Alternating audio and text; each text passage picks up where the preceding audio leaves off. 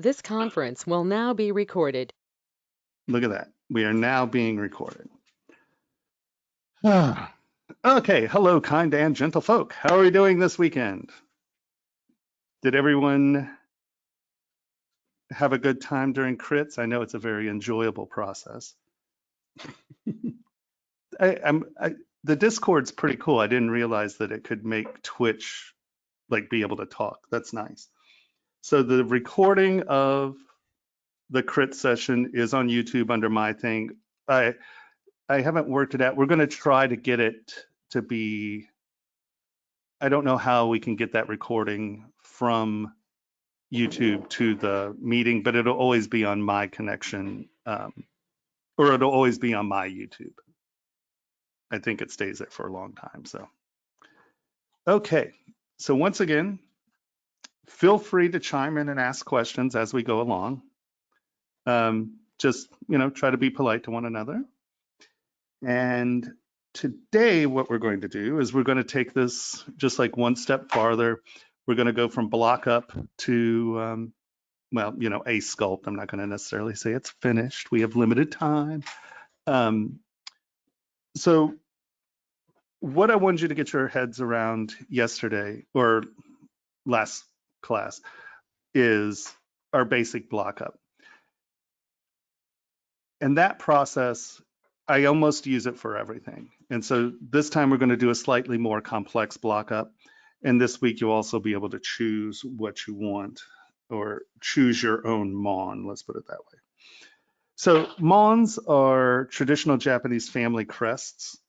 And they were used on kimonos and badges and banners to, it's just a label.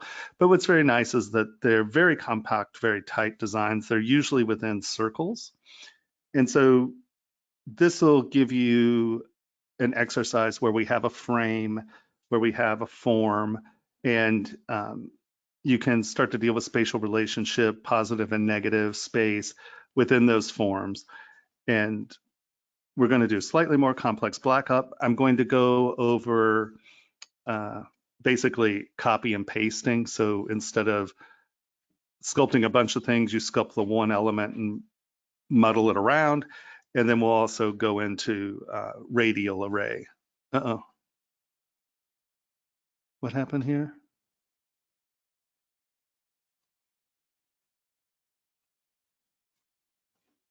Cynthia's having problems.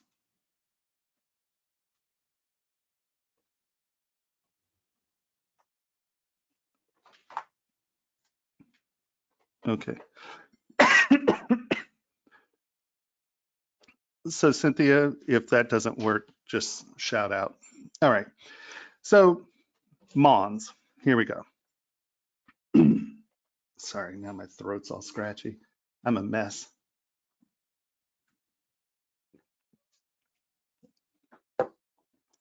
Okay. I have a couple selected here. So first thing we're going to do is turn on our floor. And I am going to, instead of y-axis, I'm going to turn it to the z-axis so we can see. There we go.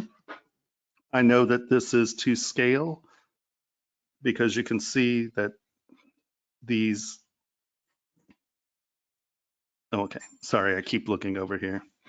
Okay, so I'm going to make this about 30 millimeters because that is,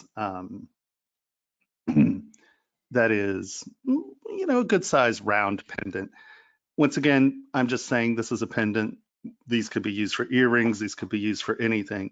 And I do want you to kind of get that into your head that honestly, at the end of the day, there's no difference in sculpting a ring, an earring, a form. And as soon as we have all these forms, we can then use them to do some really wonderful stuff. Within the, let's go to Lightbox here. Within the stuff that I gave you in the assets, there is jewelry tools, design elements. And this is a library of elements that I, through like some of the Dover books and things like that, that give you the vector art for some of this stuff. Oh yeah, so floor is just right here. See floor grid? It's just a button up here.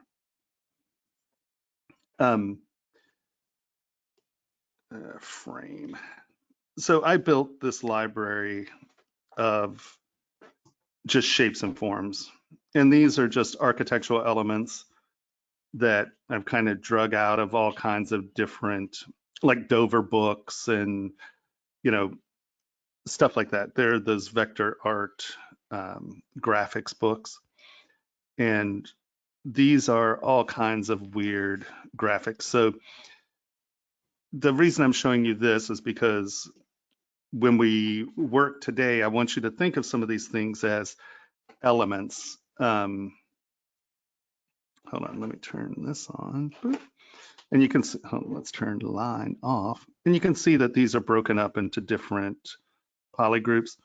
I gave you in the assets, it's not quite this big, but I gave you a bunch of these. I wasn't being stingy. I just think that some of this stuff, this has to be broken up into groups and such, and I didn't want you just sitting around staring. So you have access to about half of this stuff. And most of these are broken up. So if you really need, at some point, you're working on a piece and you really need a flourish, this has tons of flourishes, and you don't have to use this whole piece. You can just use this flourish. So there's this library of stuff. And like I said, the only reason I'm showing you this is because I want you to think about developing libraries, thinking of libraries, because libraries are going to be something that's really useful to you as we move on. It is in the assets folder, and it should be under tools or something like that. It's a Z tool that's called design elements, probably. It should be there. Well, here, let's look. Boop, boop, Dropbox.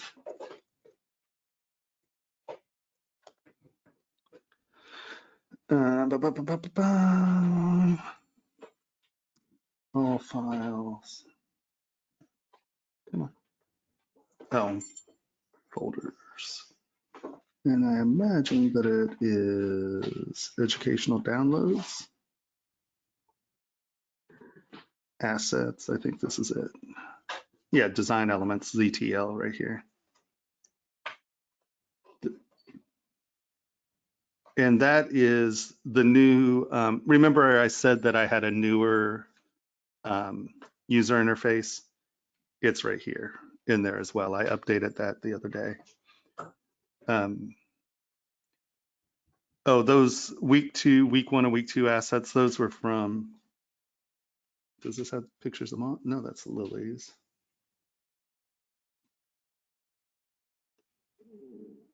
Yeah, see, there's some Mons in that. So there are various Mon things in week 3 assets. Sorry, I didn't organize assets for this class. I was just going to have you download your own. All righty. So once again, the only reason I'm bringing this up is because, so within that, while we're here, within that assets, you should have heads and stones. See, like gem stuff, there should be head collection, which is literally this. Oh, these are all one on top of another. I have them spread out. So you should have a subtool of a bunch of different settings, right? And these are examples of just pre-made settings that are pretty standard. Like these are things that you can actually buy on Rio or similar things that you can buy from one of the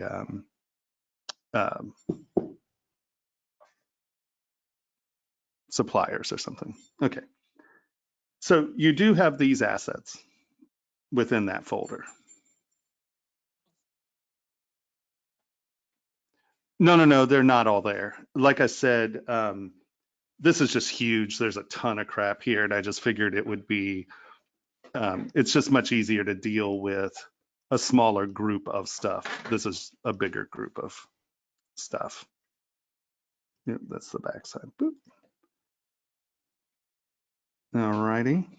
So I forgot to mention this last week that I did give you a bunch of stuff to look at and play with. All right, so let's delete all, boop, delete all, boop, and let's go to our star. Okay, so all right. So first things first, we're going to look at our grid, okay? I know that I want to make this about 30 mil, but I also know that my reference image is oh my God, okay. My poor brain, sorry guys, that rattled me. I was just like a little like, what the hell? Okay, so because my reference image isn't 30 millimeters, so you can go into Photoshop and trim your reference images to the edges of the image. So when you bring it in, it brings the reference image into the size of your floor grid. So if I were to make this 30 millimeters and my image was exactly 30 millimeters, then you can snap it, but it doesn't always work that way. So what we're going to go document or draw, sorry, we're going to make grid size 15, enter. We're going to make tile size 15. Remember, if these two numbers are the same, see, look at our star, right? The point to point is 2 millimeters. We know that this is in scale. And I know that my grid, remember also that it goes from center. So by going 15, it's center out is 15. So I know that my grid is 30 by 30. So now when I come into draw, I come down here front back. I click on that. I go map 1. So map 1 is front, map 2 is back. And we go import. I go to, oh, those are Snagit. So we'll go to documents, Snagit, come down, and I'm going to select this guy. Boop, boop. And you see what I mean? So it came in and you can see that because it wasn't to the outside edge, you are not getting an actual 30 millimeter image. That's fine because we just come back to draw, we go to scale, and we just slide this up until the edge of that basically touches, yeah, it's a little big, but I'm not too stressed about it. I mean, you can get persnickety and kind of shuffle this around to where it's exactly center and then scale and get it exactly right if it's important. Okay, what's going on over here? Are we having problems? Mike just keeps saying he's making timestamps.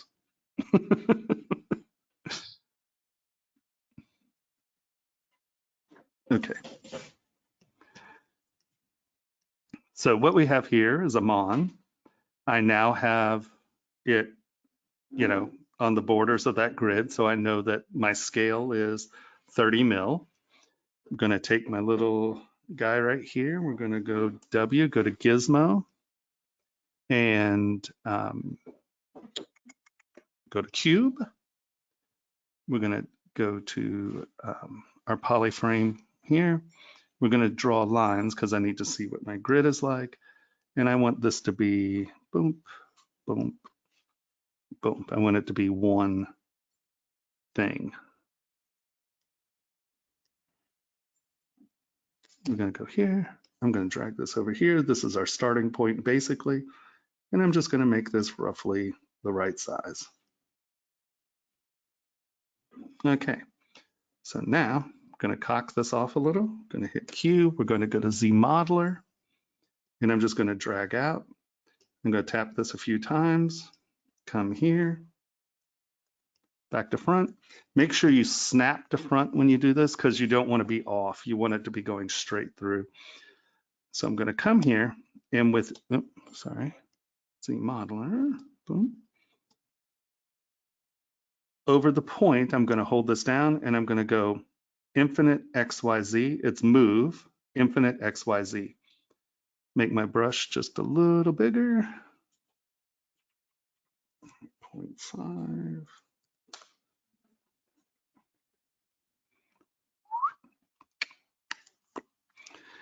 And I'm just going to start going along my line. I'm going to try to keep these fairly similar in size. I think that's a little small. That's going to become a pain.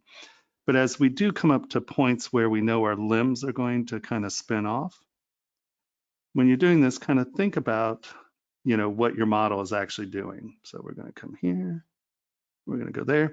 Now you'll notice I'm pulling into the thing where I can see the edge, and then I go out. Oh, hold on. I have to, Ryan just asked what was up.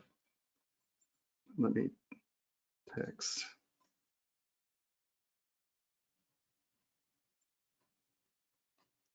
We got it figured out.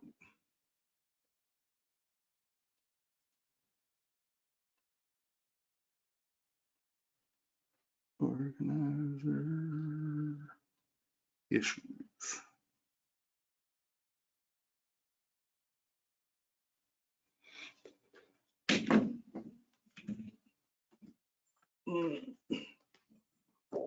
All right. So now what do I do with my stylus?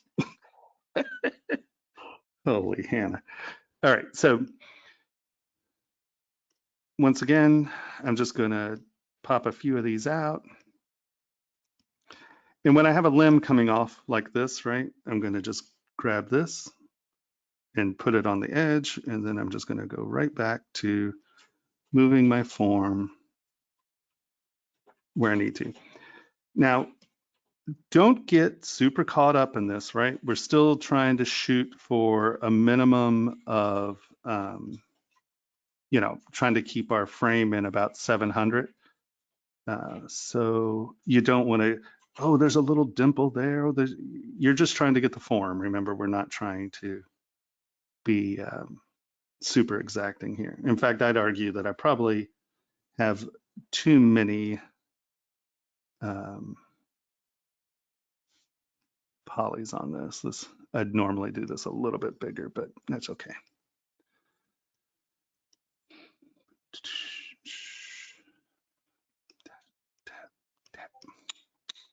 All right, and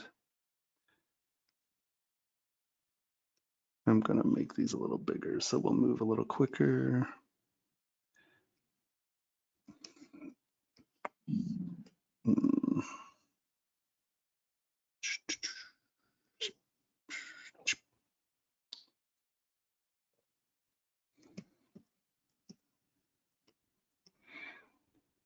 Boop, boop, boop, boop, boop. And you just keep going around.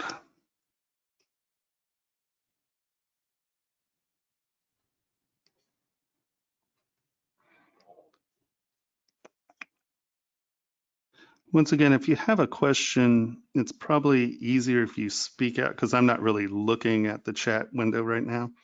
So if someone has a question, please feel free to just ask. Can you hear me? Yes, I can. Oh, hi.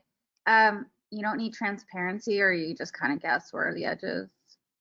I'm not guessing anything. I see exactly where the edge is. I pull it in and I drag the dot to the edge. Here, pull it in, drag the dot to the edge, right? Okay. Does that make sense? Yeah.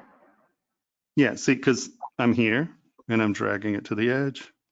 Here, dragging it to the edge. Here, dragging it to the edge. I pull inside the surface, pull it out to the edge. Pull inside the surface, pull it out to the edge. I mean, you can see here, these are bigger, right? I'm not hitting that curve just right. So you don't have to be super, super on, right? Because we're going to change this. We're going to sculpt on it. It's going to move around a little. So it doesn't have to be perfect at this stage. Okay. Thanks. Yeah, no problem. Tap, tap. Pull over, in.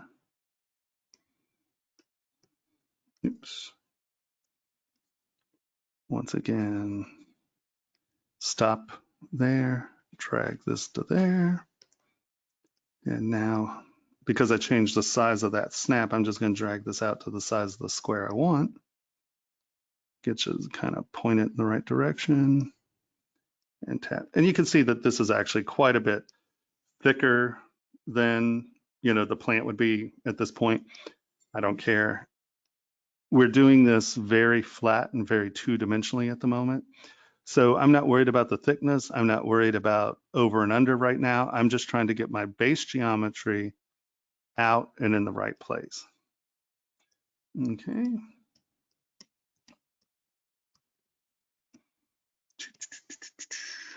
We're gonna go.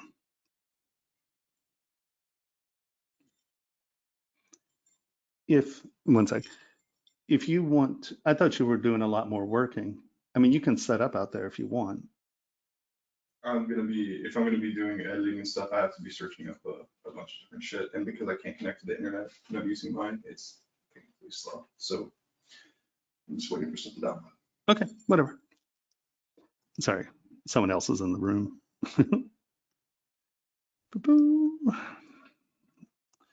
And here, once again, we just need to make sure that that is in line with that. Come in.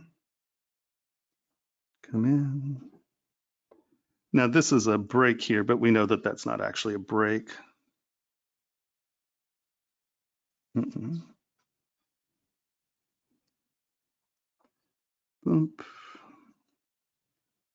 We know that's the leaf going over our frame. I know this is incredibly enthralling, isn't it, guys?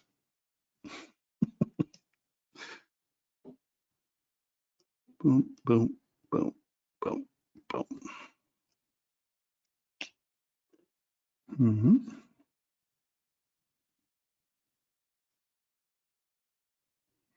One more.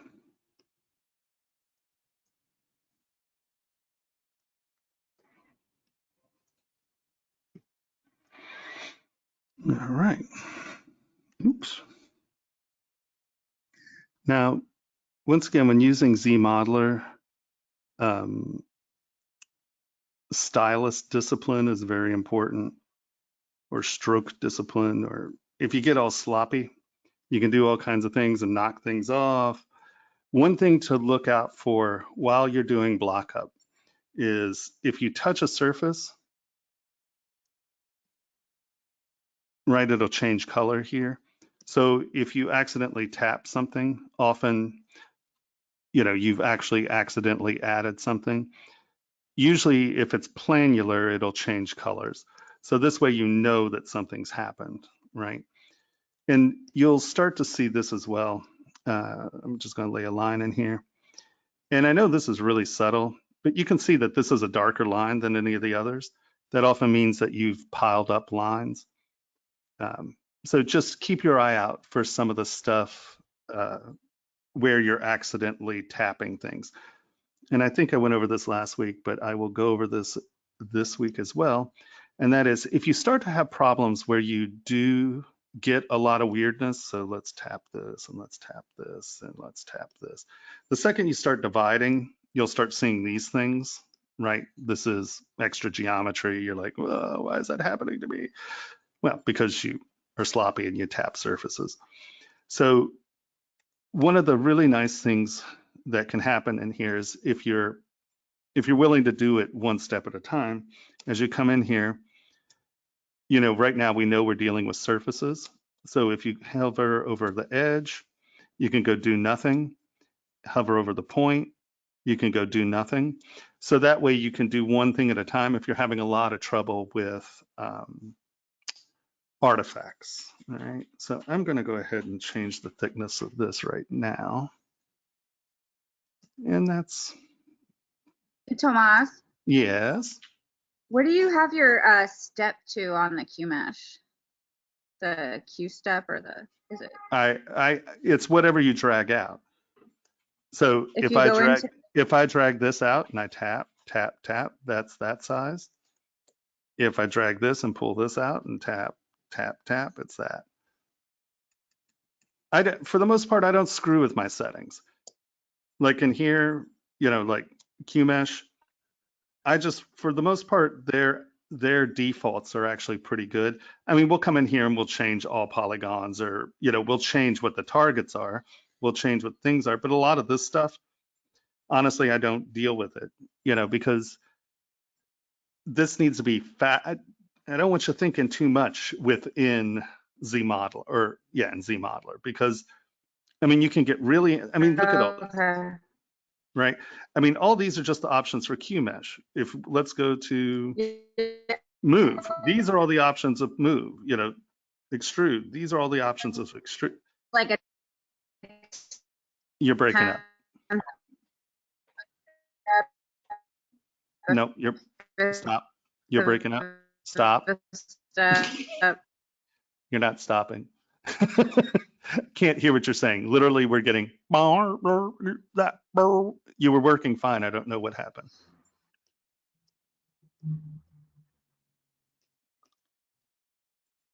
Are you gonna? 10th. Okay. I can't see something here happened. I don't know what I did. So I'm just gonna delete this. I'm gonna delete this. We'll take that, flip it. How are you? Oh, Side part. probably my connection. Okay, there you go. I heard you go, probably my connection. Hello?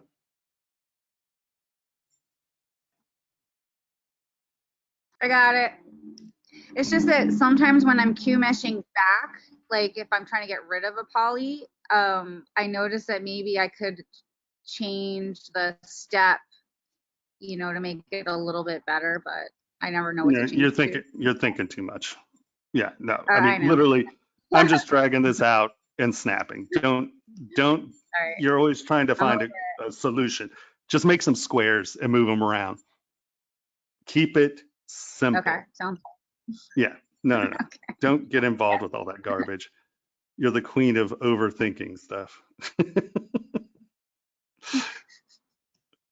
And that's not a bad thing. It's just don't. It's not worth the time or energy. I know I get caught up in the ZModeler and I never move on from it. I know. That's why I'm saying stop. Okay.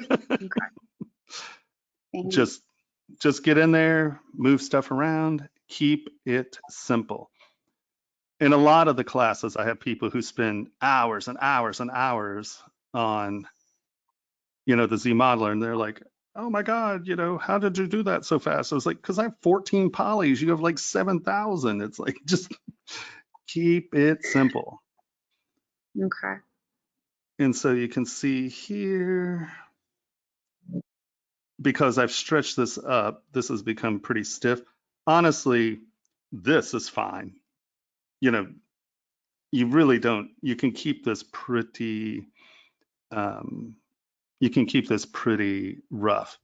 Now, as you'll notice here, we've now created this Y. Now, this is where you can come in and change these settings, but I find that within the process, I'm going to change settings for one gesture here, because what happens, we're going to take this out and QMesh is going to snap, right? Now you can change this, you can turn this off, but I like that feature. So all I do is come in here, hold this down, come to extrude. Extrude will not snap.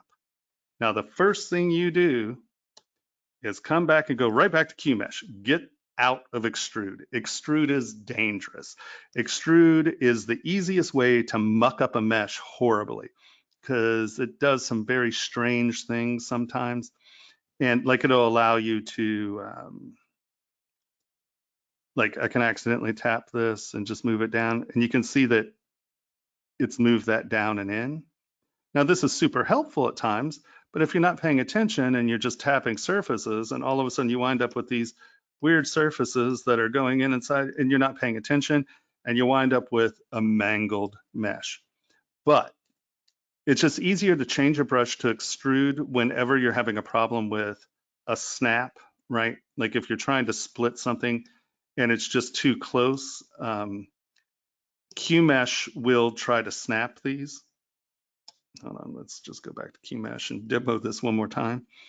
You see what I've done? I've pulled this out. And so when I pull this out, it's going to snap. This is a really helpful thing. I would prefer it snap than not snap. So instead of coming in here, going down, changing my attraction, changing my step process, because you have to change a couple things to get it not to do that, because it's really designed to do that, right? Where come in, hit extrude, pull it out. Just see what happened there? Look, I just tried to pull that out, but because I tippy tapped a little, this is what happens. And when you're in the middle of a model and you didn't notice you did this, I mean, look at this, we have lines in here, it's horrible. So you have to be very careful with extrude. Come in, pull it out, go right back to QMesh. And now you have a Y joint. We're just going to pull these out.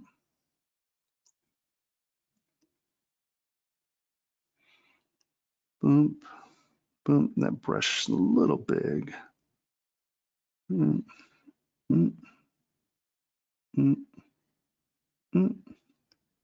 Once again, make sure you're snapped to the direction. Now right here, this became odd. So I have my QMesh on edges set to insert for this reason. This is going to be a little weird. Watch when we divide this. Well, actually, it turned out okay. Often it pulls this down oddly. So actually that works out fine. But every once in a while when you need, let's say you want this to be more exacting, just insert and then you just keep going back and doing what you did. So actually that turned out fine. So we'll just leave that. We're gonna come up here. 1, 2, 3, 4. We're gonna go 1, 2, 3, 4. Oops. Now, this is where you have to be careful because I have that edge turned on. So while you're doing block up, you can see that if you're just a little sloppy with your strokes, you start tapping things and weird stuff happens. So during block up, and this is where a lot of people have problems, is that you're just sloppy and you just don't notice and you tap a surface and all of a sudden things happen. So you have to pay attention when you're doing this. And I'm just going to grab this, and I don't know exactly how my leaf backs are going to be. I know that this is sort of hidden here. So I'm just going to drag this kind of in here. Get a nice flow. Can Yes. I ask a question? This is a little bit out of order. Well, back all the way to when you first put your cube out. And right now mine is transparent and I can't for the life of me figure out what I've done that it's transparent. Does that make sense?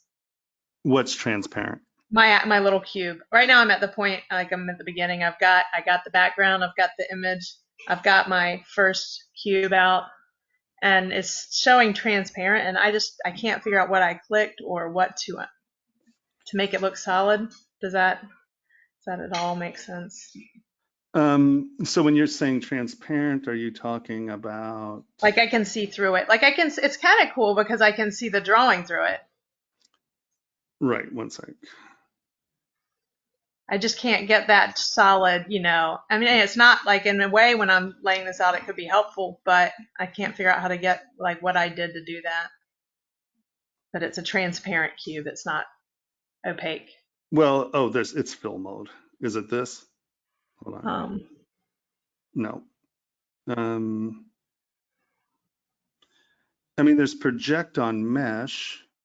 It might be. I might have hit project on mesh. Maybe that's what, because I was trying to kind of find my way around. Does it look like that? Where you can see it? You can still see the whole image? No, I can see the image. It's not the image. It's actually my actual poly mesh. My little cube is transparent, and I see the image through it. Anyhow, that's okay. We'll figure it out later. I don't want to Yeah, slow you down.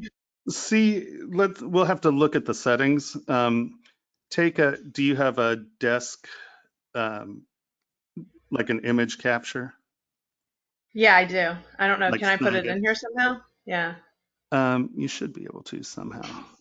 Okay, I'll look into figuring that out. Second question is just what is the menu? How do you bring up that menu that you're picking, what to do in ZModeler Oh, when you bring it up to pick QMesh you or? just hover over, see, like we're hovering over a face, hit the space Yep. bar, Okay, spacebar. Okay. point, space bar, edge, space bar. Okay. So it's just the space bar. Okay. Space bar. Thank you. Of course. Here's another one. See, it's going to try to snap there. So hop, extrude, pull out. And I mean, once again, you can see here, I have mine set really sensitive, but I just kind of jittered my stylus and look, I added another line there. So extrude is really temperamental. So be careful with extrude. I don't know if I can say that enough times. Be careful with extrude. Okay, so we're going to go back to QMesh, get this pointed in the right direction.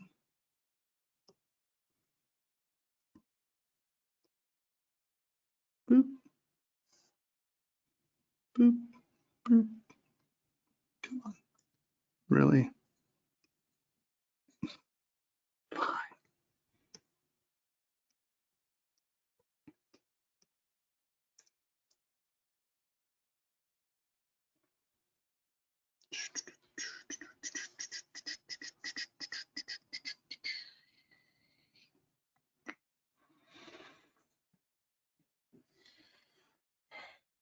And there.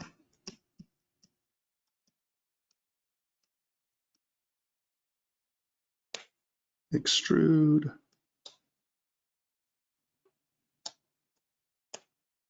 QMesh. Tap, tap, tap, tap. Boop, boop, boop, boop.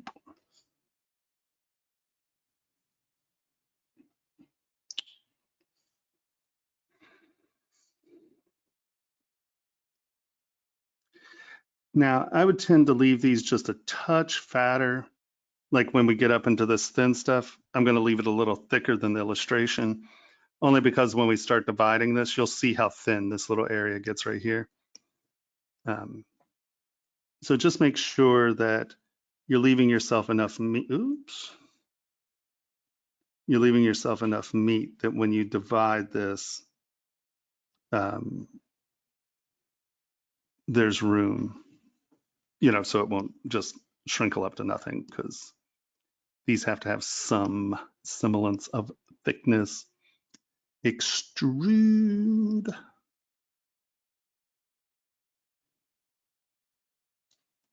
QMesh.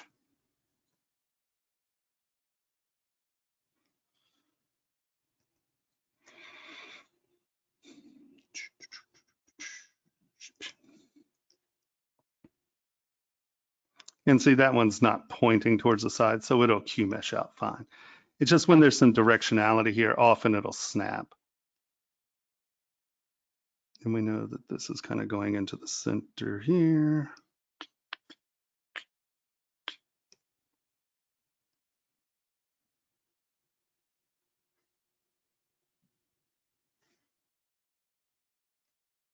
All right. So we have our frame. So now what I'm going to do is I'm going to duplicate this. I'm going to go W. Good, get it facing the right direction. I'm going to come here and I'm going to push cube. And now you can see that it took that frame and it just turned it into a cube. because now we're going to do one of the leaves. And we'll just do this one, doesn't matter. I'm going to hide that. Hide that. I'm going to come up here, W.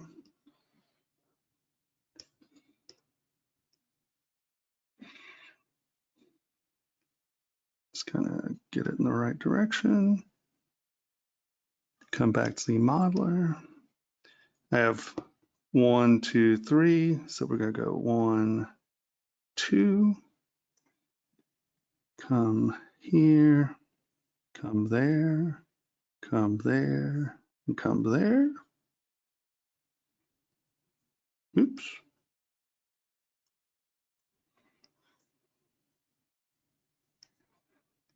One, two, 1, 2. Now see, this one will probably try to snap. There we go. So extrude, pull, pull.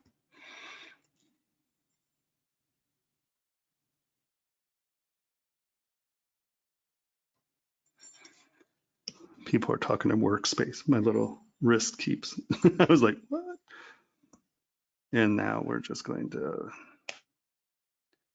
go back to QMesh, out, and out. So you see snapping's good in this case. Boom. Oops. Yeah, we'll just kind of do that, and then we'll just pull that there. 1, 2, 1, 2. Ooh. We'll give this one 3 because we're going to take that corner.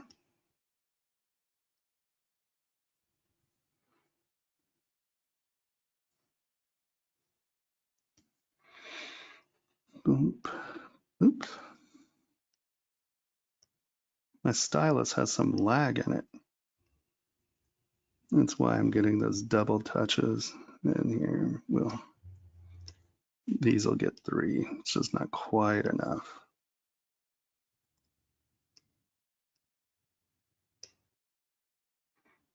Hmm.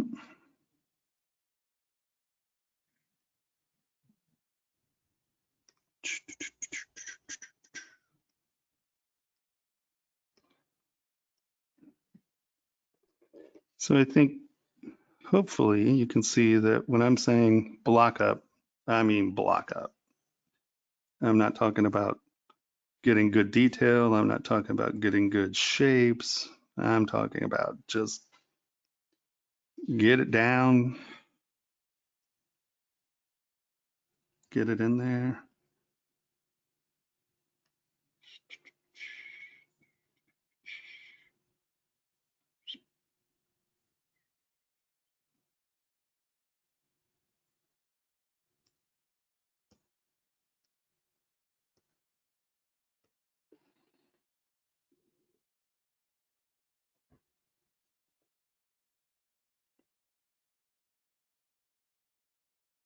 Okay, so there we go. We have our first leaf.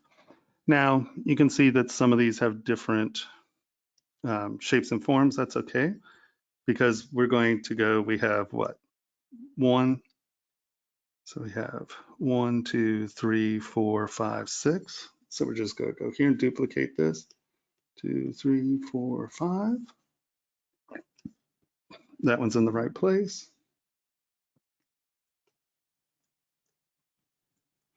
So now we just take this one, W, oops, twist it around, squash it in, stretch it out.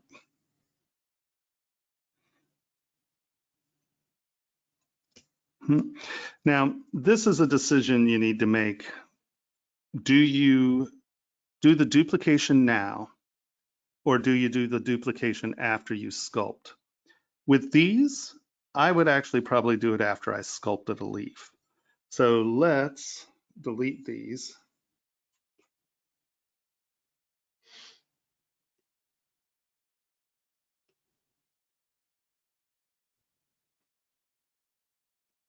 All right. And now do Control W, that turns it all into one poly group. And actually, yeah. So now we have everything blocked out, right? We have a leaf and we have our positioning.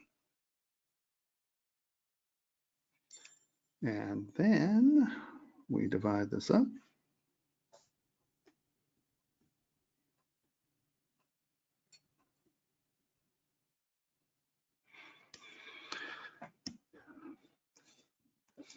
I'm going to shrink it out. So technically now we're done with block up.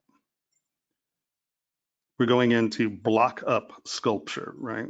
So if I were thinking, you know, this is a point where you might, because really I might have chosen this leaf to do first if I was thinking about the process a little bit better, or this leaf, because they're not quite as distorted as this leaf, but it doesn't really matter.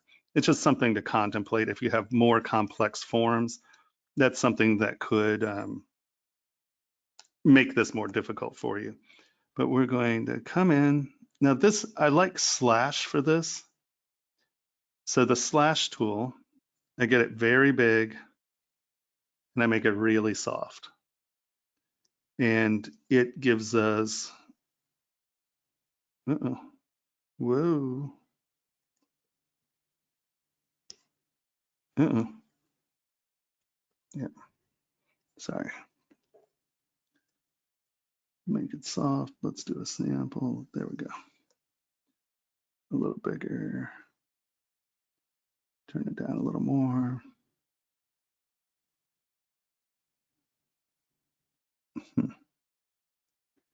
My machine is acting squirrely. And here, this is a place, I'll show you this here. So this is where project on mesh works pretty well. You can see everything else has disappeared. Now there's some things that you can't do while project on mesh is going on. Some of the move tools and stuff don't work. It's a weird thing. I do not know the answer, but you can see that you can come in here, get your line drawn, get your line drawn. Why I like the slash is because it gives you a depth in the leaf.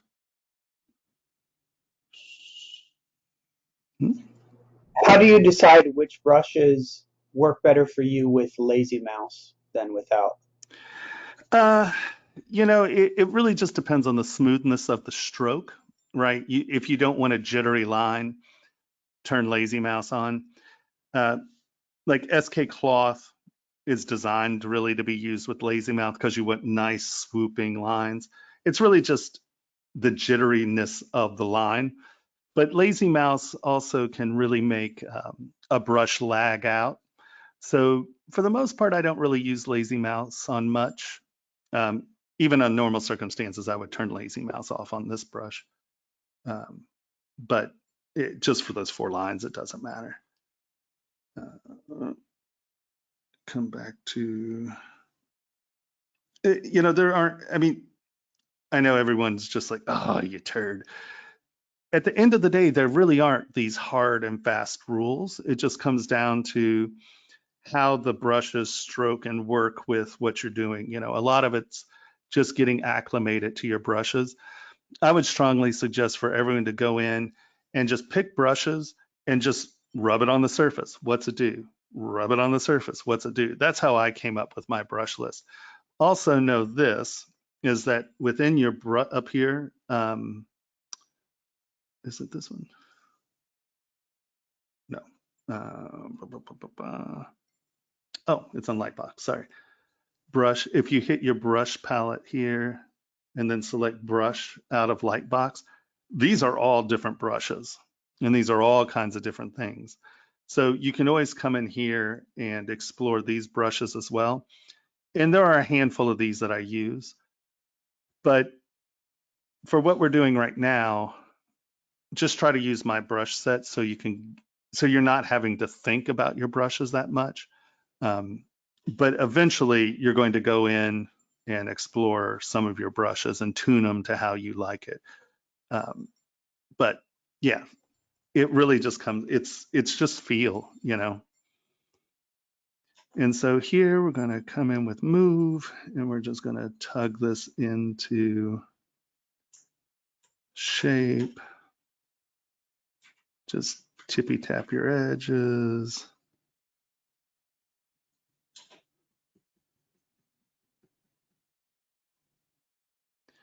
And so like for the points, if you just go in one, if you tap it in one direction, then tap it in the other, it's sort of, it gets you into some points, right? So boom, tap it this way, tap it that way, and it sort of makes points. You can see here that this isn't exactly where, I'm going to go back over this with Claytube. So once again, I'm not worrying about it too much. And if you're doing yours, you know, this could be fine. It's just sometimes people give you reference images and you want to be as tight to them as you can be. And you can see I'm just moving stuff around to see where it lies. If I ever get outside the line, I'll always pull my surface in and then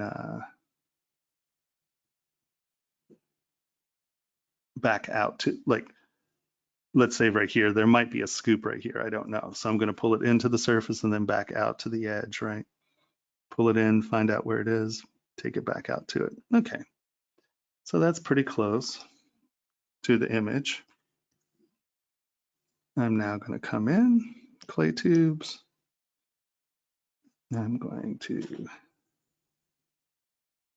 cut my surface in, cut my surface in.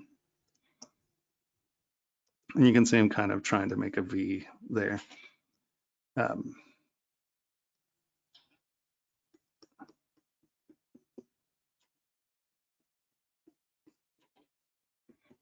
With my brush, I'm kind of getting my form in.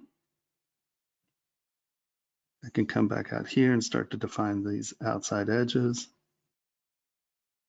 We know on leaves, we have these, there are veins and troughs in leaves, right? So usually when leaves intersect, you get these nice little scoops. And I have this pretty high, so it's going to be rough quickly here. Can also big, knock this down. And you can kind of creep up on your surface with a larger brush. Once again, I'm not really too worried about the dynamics of this brush at this point. I'm not too worried about the movement of the leaves. I'm just trying to get this, you know, these edges are going to be high. These leaves are going to be scooped out. And you can see that I'm going over those veins. I'll project brush and put them back in. I was just showing you that in order. We're going to fill this up.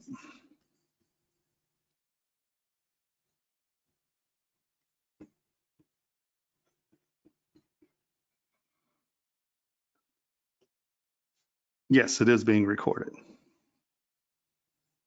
It's being recorded on a couple fronts, so. Going to turn this up a little more.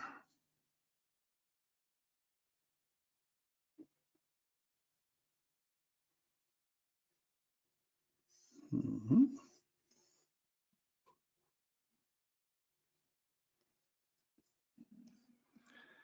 And now I'm starting to try to put in some of the outside edge. You know, I'm tuning up my profile.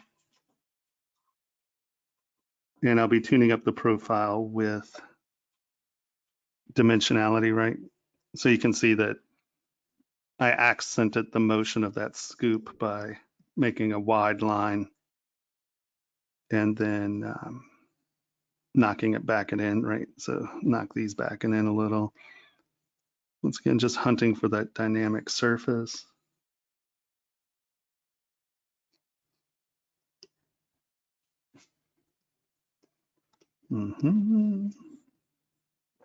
Scoop. All right.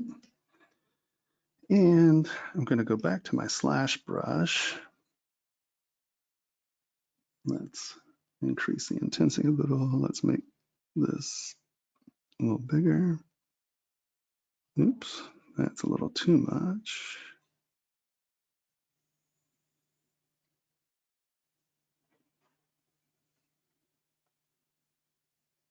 How thick is this? Yeah, it's too much.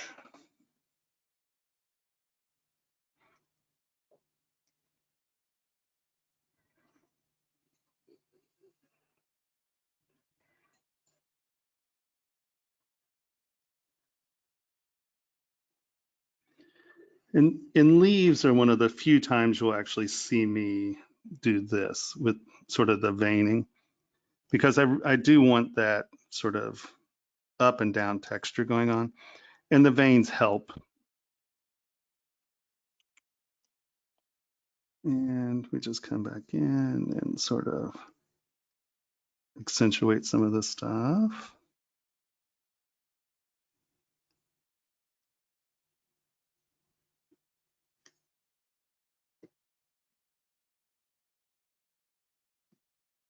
Right. And I'll tend to do sort of an over and under thing here, right? So this scoop is going this way. This scoop is going this way. Right, so I'll scoop one out and make one higher. So it's not just a vein, it's a layer step, right? I'm always trying to create steps. I'm always trying to create layers. And I'm not talking about layers like this. I'm talking about, stepping layers. Something going behind, something coming in front, something going behind, something coming in front. And you just wind up with nicer lines that way. And so this is still sculptural block up, right? I'm not worried about surfaces. I'm just trying to define my reflective surfaces and how they're interacting.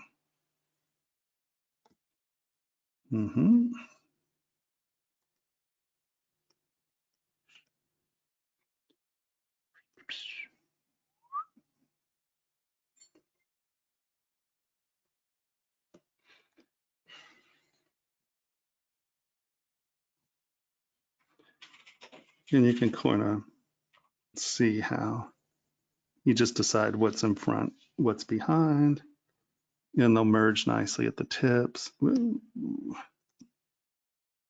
Everybody calm down.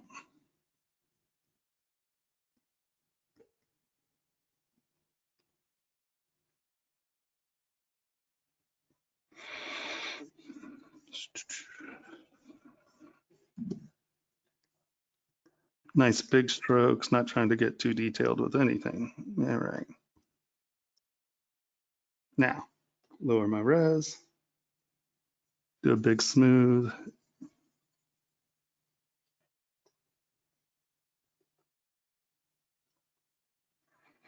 And see where I can refine. So now I know that, this is sort of that center part. I'm going to come in and just do a little alter. I need to calibrate this. This is just a touch off.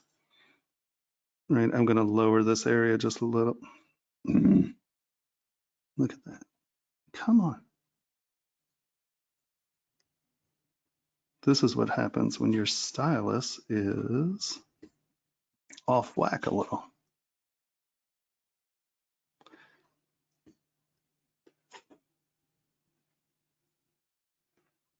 And even here, I'm not really trying to, be too perfect. I just want to get, I know that this is kind of dropping down. So I want this to kind of bow down and in. So we're just going to make this intersection a little bit deeper.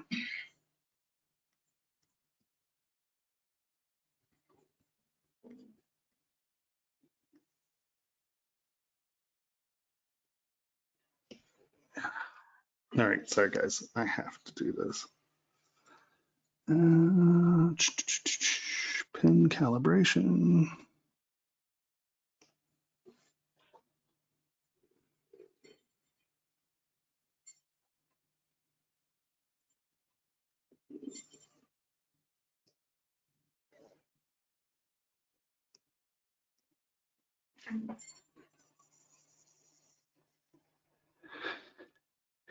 An out of calibration stylus is a nightmare sometimes. So you can see I'm just deciding on where my weights are.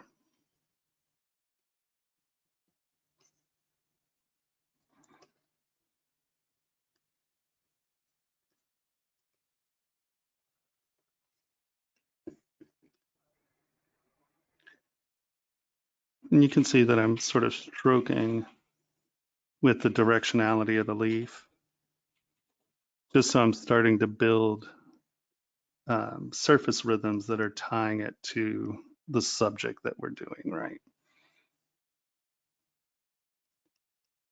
Just working in depth.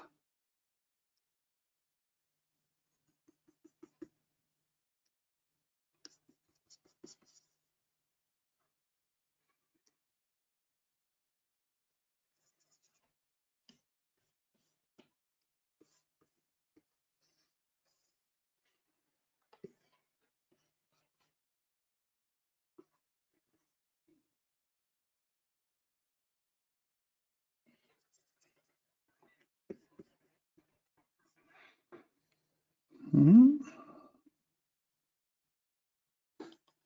Oh, did you all want me to use my keystroke so you can see the keystrokes?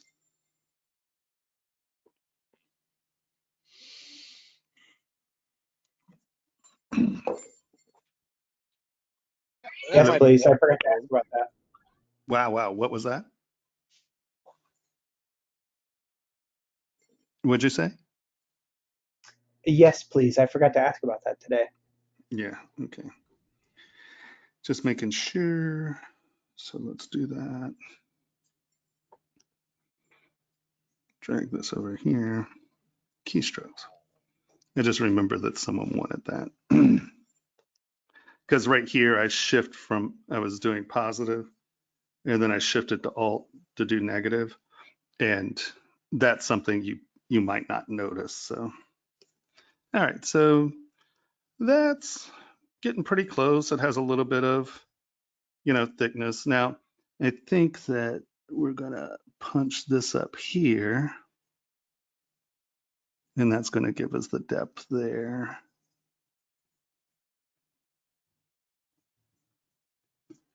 Right, so that's pretty close to a rough leaf. Yeah.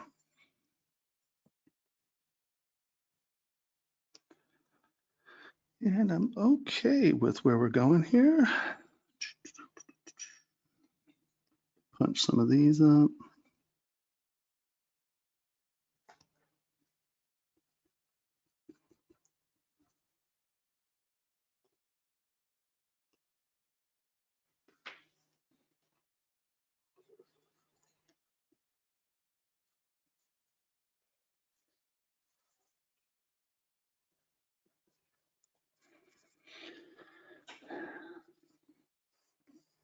It's so funny. I realized yesterday why I couldn't breathe is because I have this damn back brace on, so it doesn't let my abdomen expand. So I'm sitting here going, I can't take a deep breath. I'm suffocating.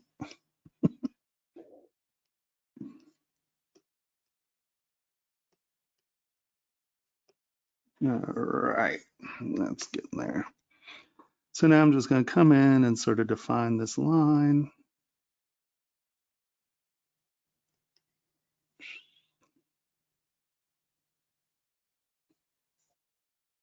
And you can see now I'm creating that crease with my clay tubes brush as opposed to cutting it in. I'm just building up and around it. And that allows us to define where these things are going.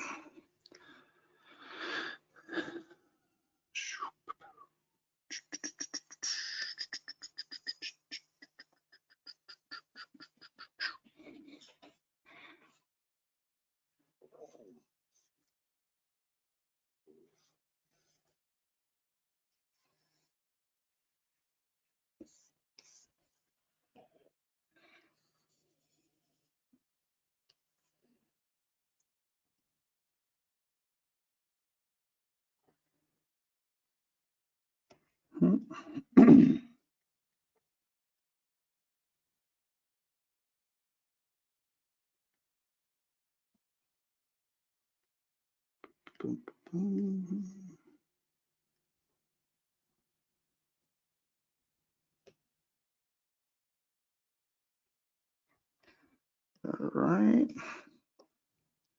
I want a little bit more of a belly here. There we go. So you can see I initially thought about which one is behind, right? This is behind this surface. But when I come in, I still want, you know, to have that leaf form, like this silhouette, right? But instead of it bubbling like that, we know that this surface is kind of doing this. So when I fill this in and I kind of fill that in, we still have this layer change. And that's going to, you'll be able to see that, right? This intersection hasn't changed. I've just added a belly here.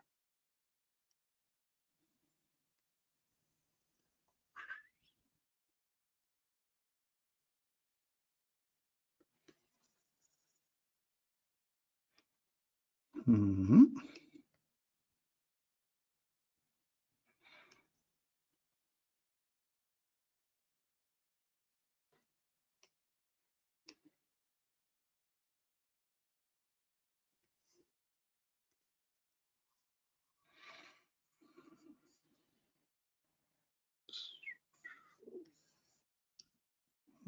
Okay.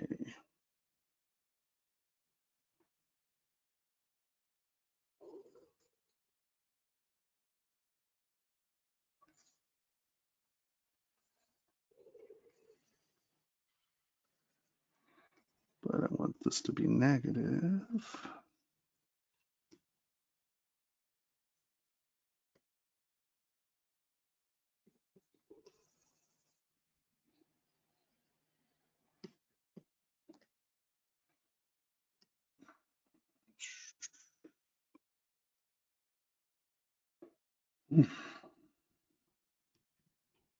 I'm sorry that I'm rumping in the mic.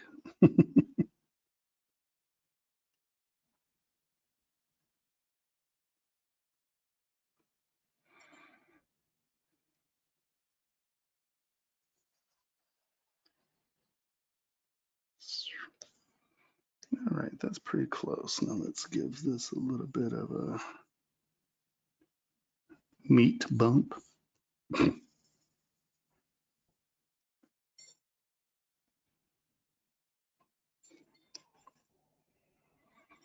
All right.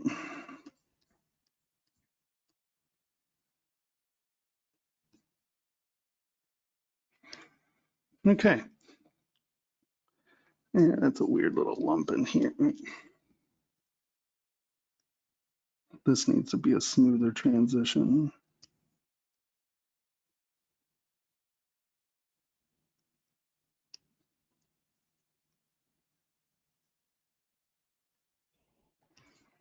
Okay, that's pretty darn close.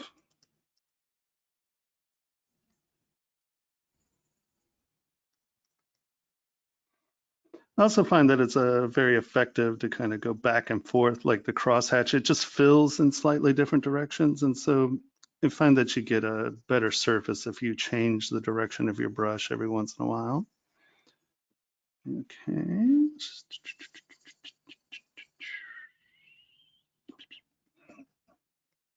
Okay, pretty close. So once again, we can lower our res quite a bit. And if you want to come in and just relax this mat. So I think that we've discussed this.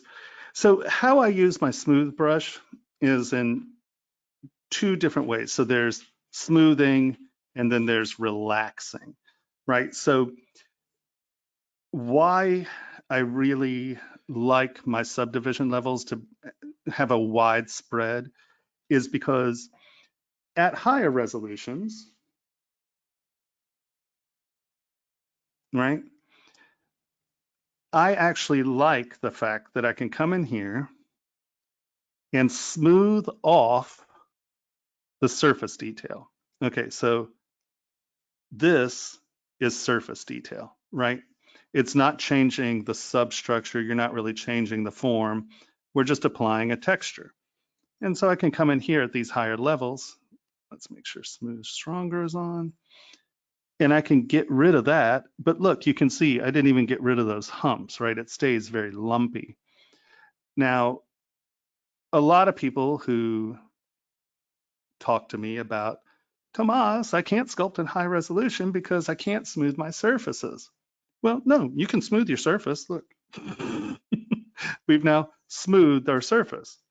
Now, you can't relax your mesh. And I actually appreciate that because I want to come in here, but I don't want to wipe out my form, right? Oops, that's not smooth. Let's go to higher res. Come in here, and I can smooth this out. But look, I haven't changed the base structure, right? My form is still there. I'm just smoothing my surface. Now, let's say I was like, okay, let me make a few lumps here.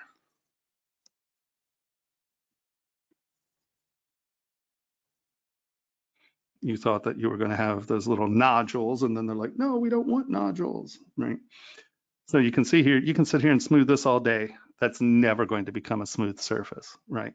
Because it's not the surface you're trying to smooth. You're trying to relax the mesh back to a non-distorted place. So we're going to lower our res. And let's look at our mesh. Lower our res. Oops, higher res. We can start here. And you can see that you have these humps, right? Now this is where you need to be careful. This is where brush discipline is important. I'm not just going to come in here and press and get everything down. I'm just going to come in, I'm just going to tap the surface, and I'm just going to relax it back into place. And then I'm going to come up a higher res and see if those nodules are there. They're there, so we're just going to relax.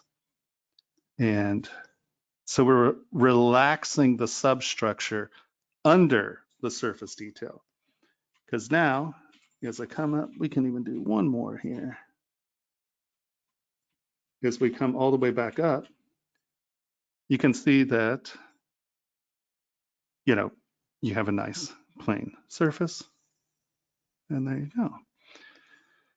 Now, what's really nice about this is, once again, we have this nice surface detail that we like.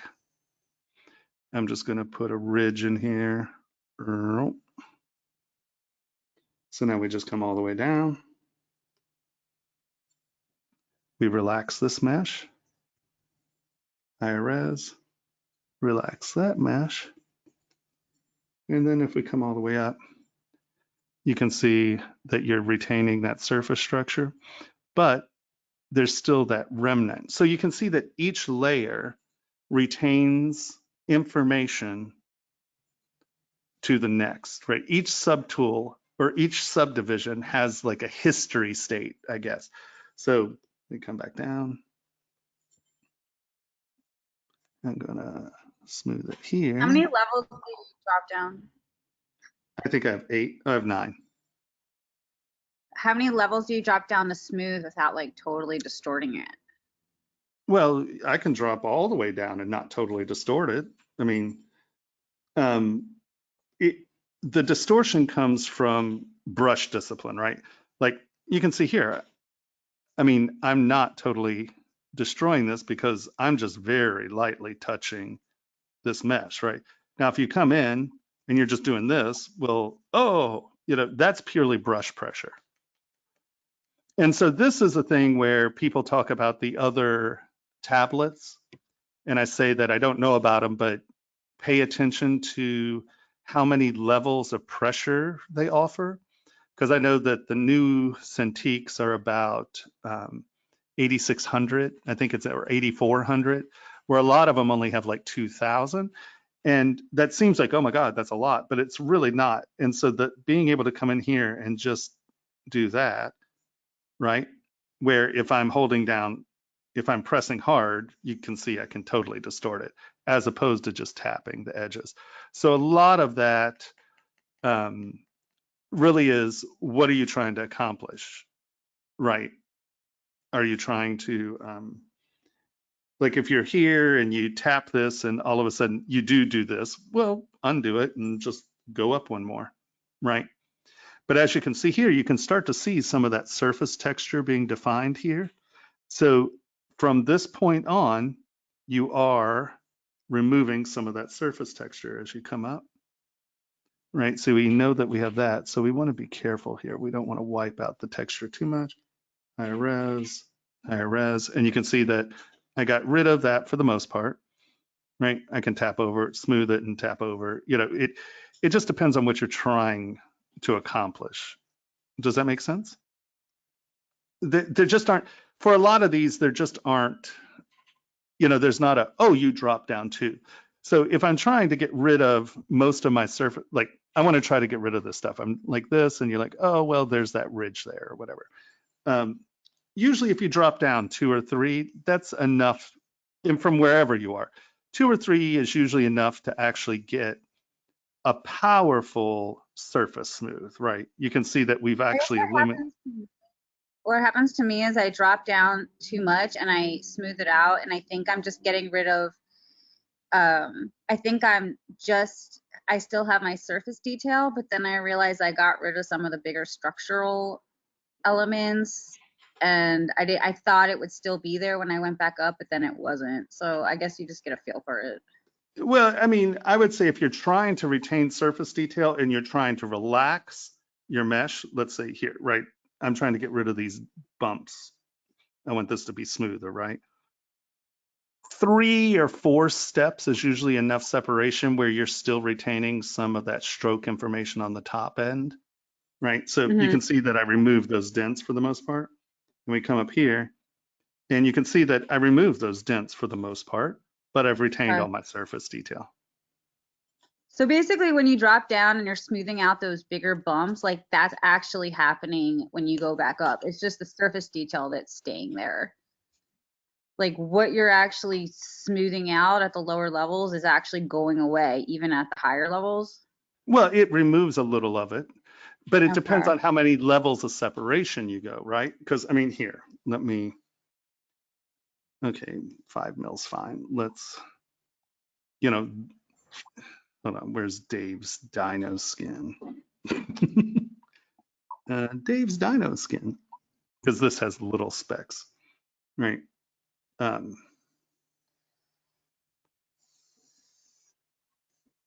on, let me put a ridge in here.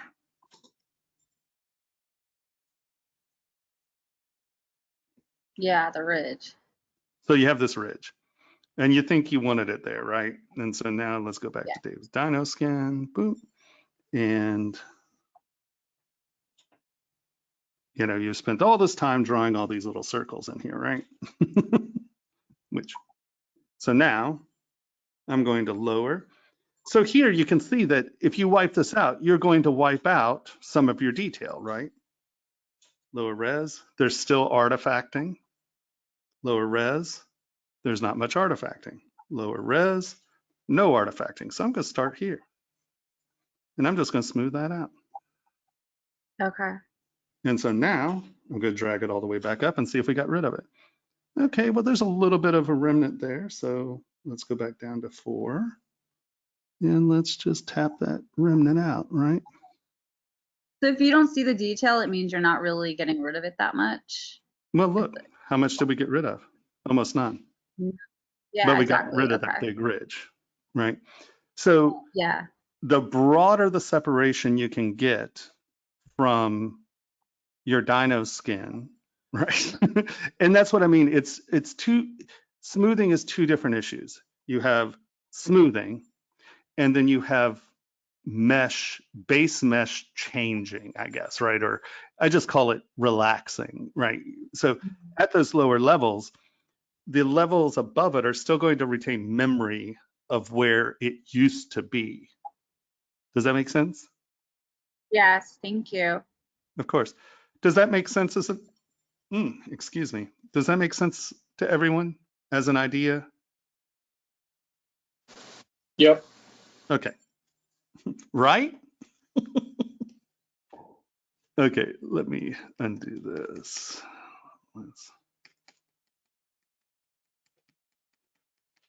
Come on.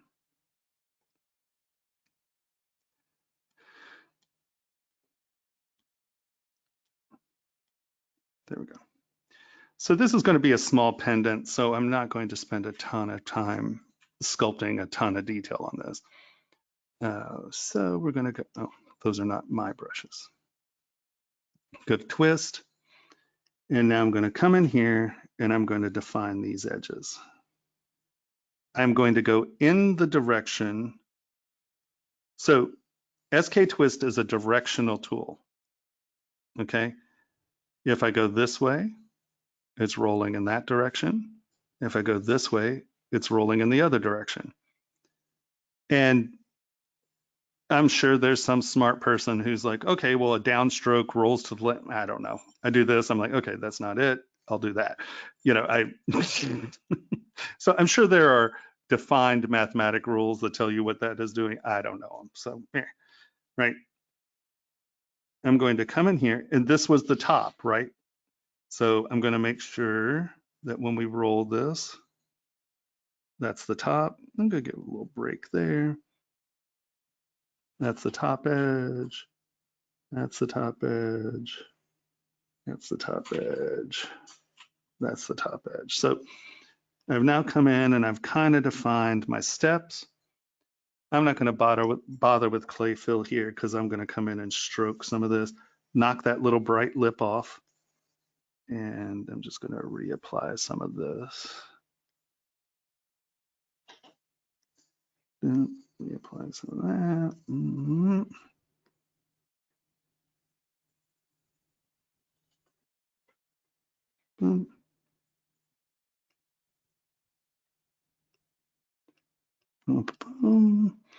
And you don't have to, I mean, I'm just showing you, you know, you don't have to use roll necessarily. I mean, you can get to this point in a lot of different ways. I'm just showing you sort of how I deal with it, right? And we're going to kind of give this a little bit of complexity down here because this is kind of a cool part of the leaf.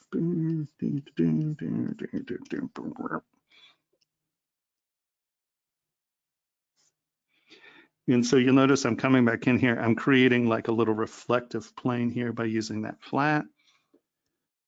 And there we go. We have a leaf. Here's our rough leaf. So now I'm going to duplicate this. And I'm going to lower my res. I'm going to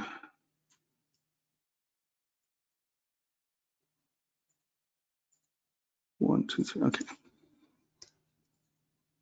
Shift, I'm going to drag this over here, squish it down, kind of get it close to where we're at, rotate it.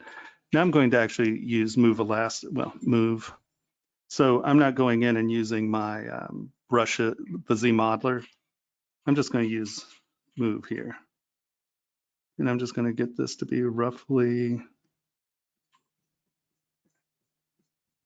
where that's at. And you can see we've changed this model quite a bit.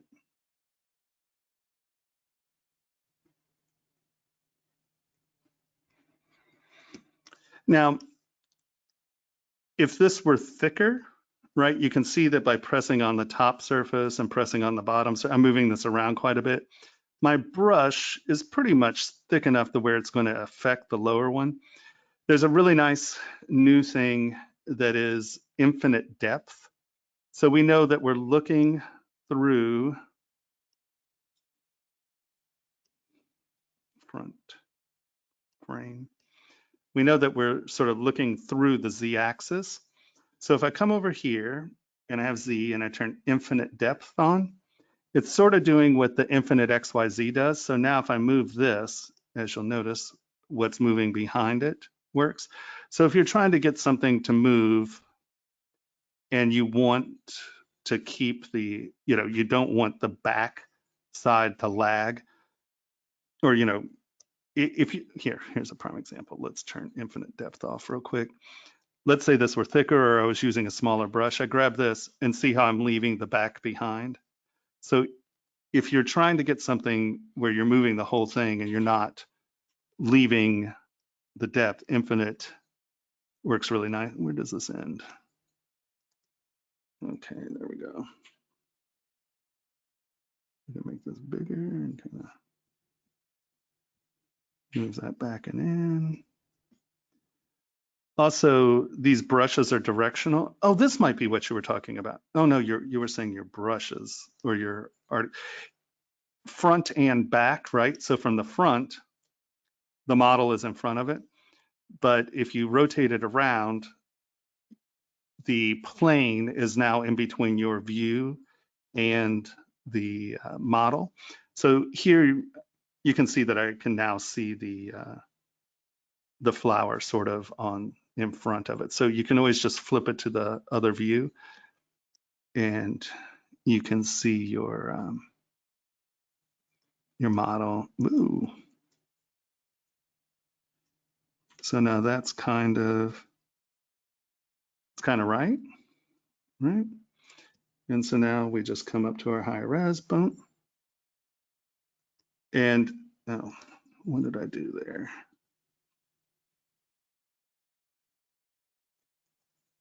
I moved something out of order.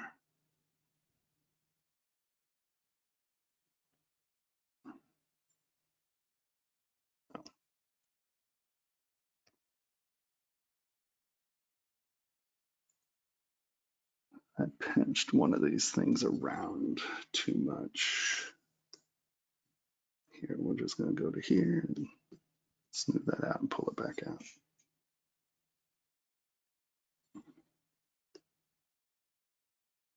High res, smooth it out, kind of pull it back out.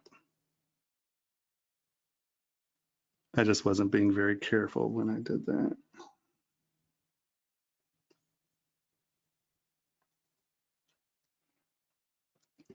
And now you can see you retain quite a bit of your sculpture. Once again, I move these points on top of one another. So I changed it. So how I did the points on these is one edge went up to the top here. Let's show you. Why I'm getting those weird pinches is because you can see the directionality of this point. If I changed it, see, it was probably sitting like this. And let's see if that, you can see that it's just a really quick fix, quick fix, quick fix. And because these are being a little more dimensional here, this is where move topological can be very helpful. Only at low resolutions does move topological work, but you can see I can grab this and pull this up. I can pull that back. This is a big brush, so what it does is it allows you to separate the surfaces. So if I want to punch this one back behind that one, you can see as we get close to the intersection, it affects it. But out here, it allows you to define some, it moves a touch because they're connecting right here. But there. And this is where, we've kind of torqued these seams a little. This is where you can come back in and make sure these are where you want them to be.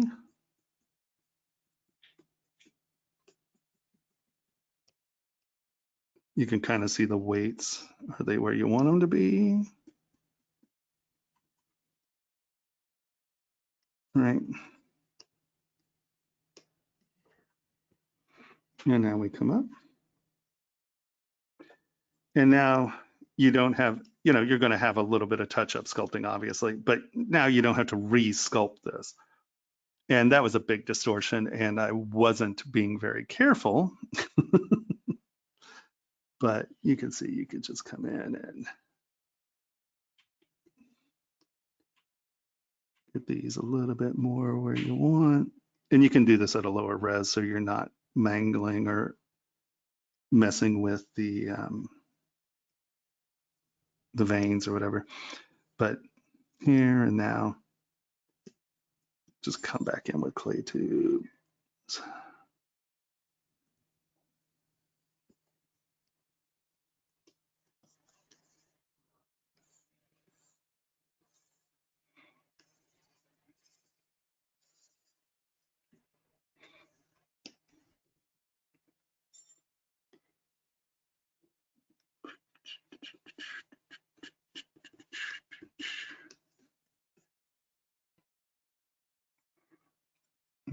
Boom.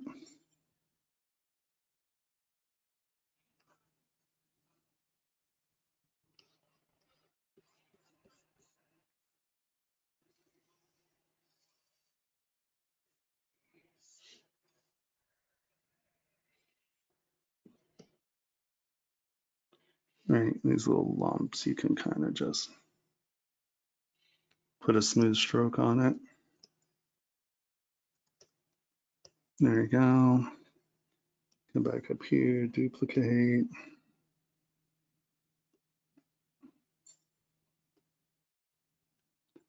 And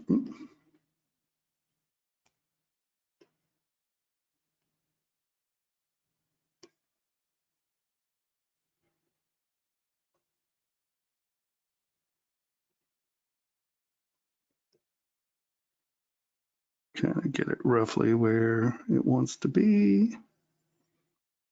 Lower your res. Come to the back side.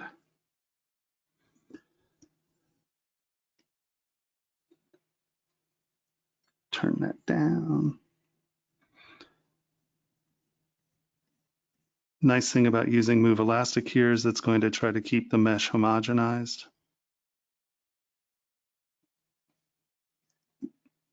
The other one was Move. This is Move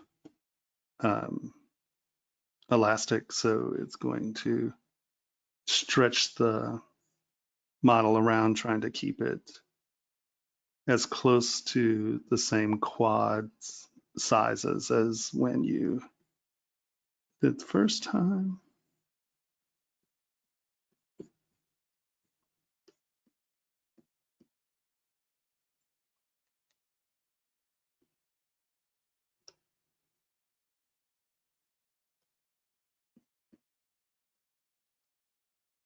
And now this one actually has an extra leaf in here. So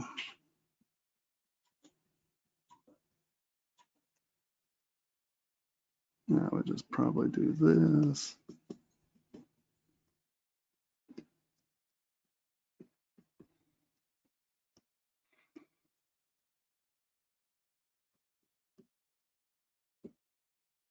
And just give myself a little bit of peak there. Higher res lets me move this out a little more. Just gonna smooth that down. And then we get up to our old geometry. And these are pretty different forms. Like we're doing some pretty big changes here. Remember, you can always just smooth it whenever you can do this with your mesh on.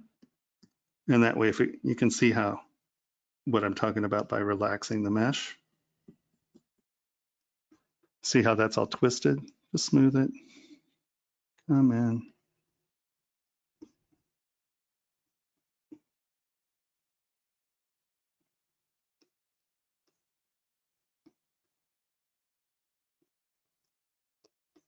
I mean, we're actually adding a whole nother leaf here, so that can get weird.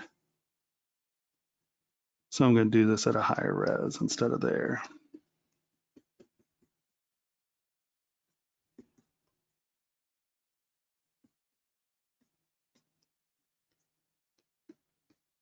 I know this is a backtrack, but I'm just trying to remember because I'm right at that trying to do it right now. The once you get your initial Z modeler shapes to the leaf shape, what is the next moment or step that you do? Does that make sense to turn it into where it's sculptable, more sculptable?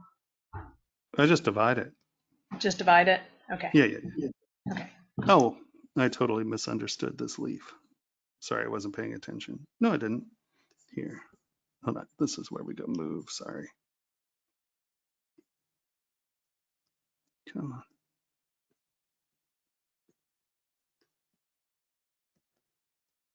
on. This little keyboard.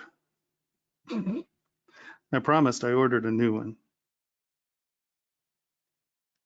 It was the Memorial Day sale, so I got one cheap, and I got a refurbished one. So yeah,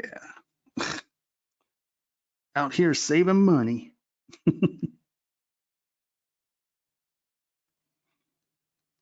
Right, and now just grab it and bring it up, and let's see what we have. We're gonna have a weird seam down here because I've stretched that out. So lower res, lower res, lower res. On something like this one, because we have an extra leaf, this might be a place where you can decide to, because it depends on how distorted it is. You can stretch it around, but we were basically going to have to resculpt that anyway because I stretched it so far. Come on.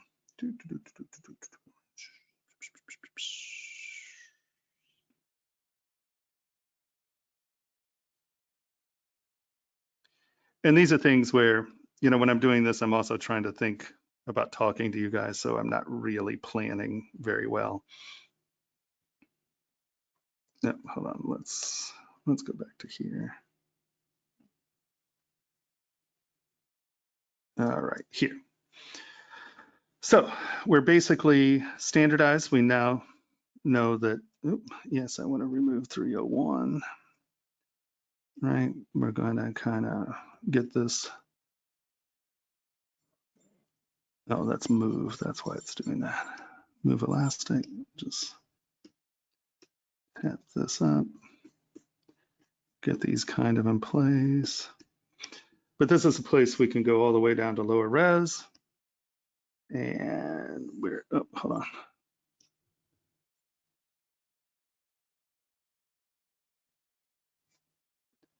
Let's just redefine this.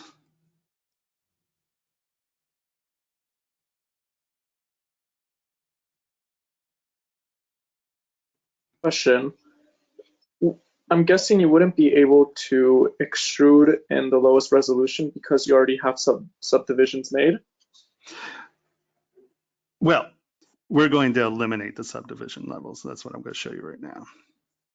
So like this was a pretty dynamic change, right? So what is easier, because we were basically going to have to resculpt it.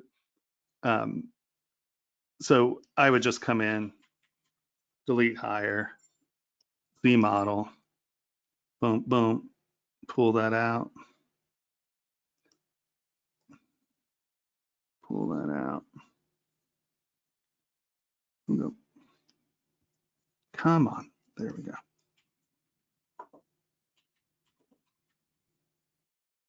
Move that way.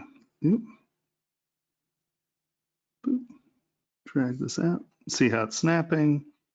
I always try, right? See, you got it that far. So feasibly, you could come in here and grab this and move those points. I'm just going to grab extrude. And then QMesh. Yeah, we'll go ahead and give it one more. Yeah.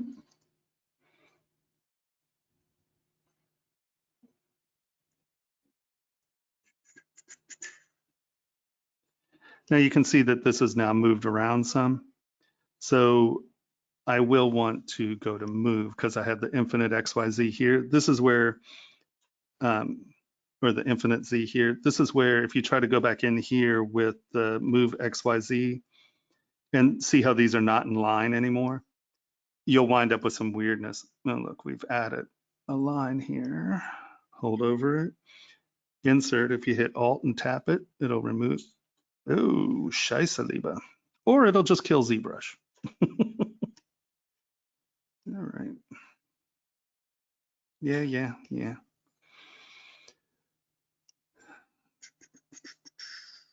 Boop.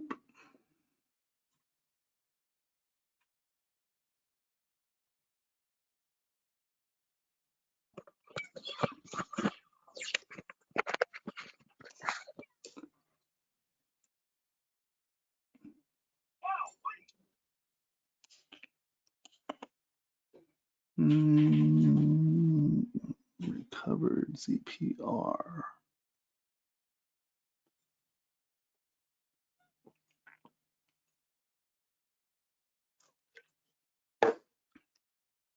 Quick save is awesome.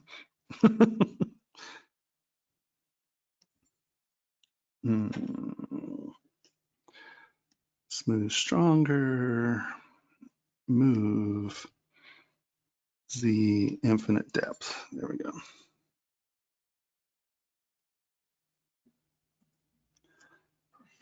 About 0.5.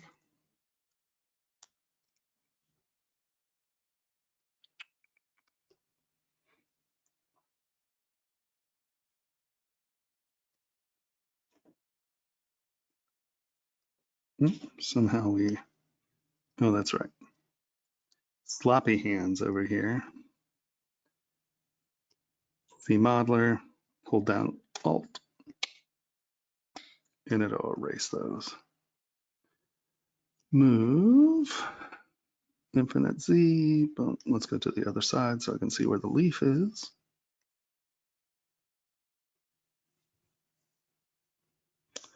And so you can see you could just do that. And then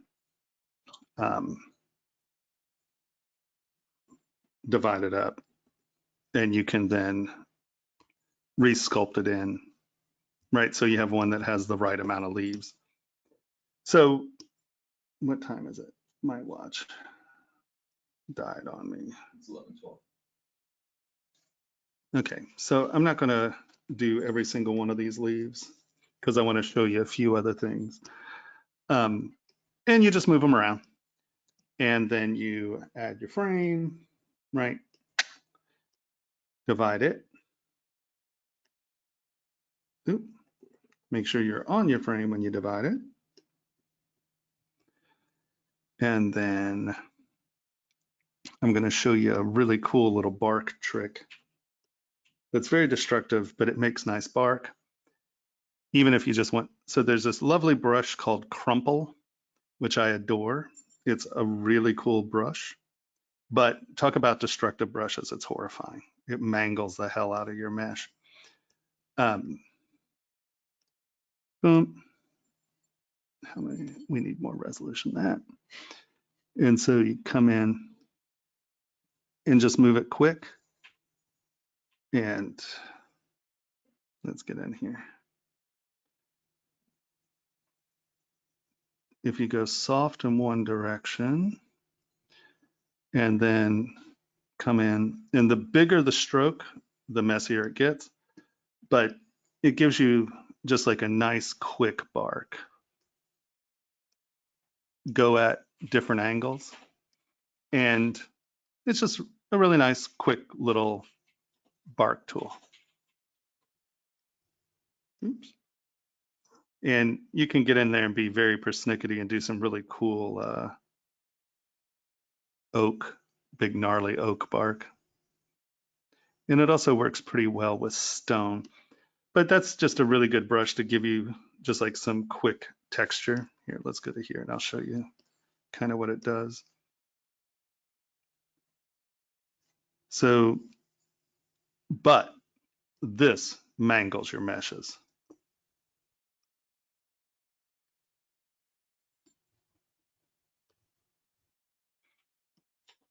And so you can see you get, this has, hold on, this has no geometry in it. Divide, divide, divide, divide. There we go. See, it works a lot better with geometry. So for rocks and stuff, if you do big strokes and then big strokes in opposite direction, you can start to get some surface interest. It works better with some textures already on there, because here, let's, I just want some, oops, stop it. I just want something that's, see, damn lazy mouse. So now you can see that this isn't a smooth surface. Let's come back in and crumple. It does some really neat stuff. And you can come in and really sort of, just by how you change your stroke, if you do one big long stroke, and then if you do little strokes. And so this is very destructive, but let's say you actually like some of these striations and stuff. Some of these destructive brushes can do some really cool things. Let's grab Snake Hook. So Snake Hook is trashing our brush or trashing our geometry, right? But some of this trash geometry can actually start to look pretty cool. Hold on, let me turn this off real quick. Floor, boop. Some of this trash geometry can be really interesting.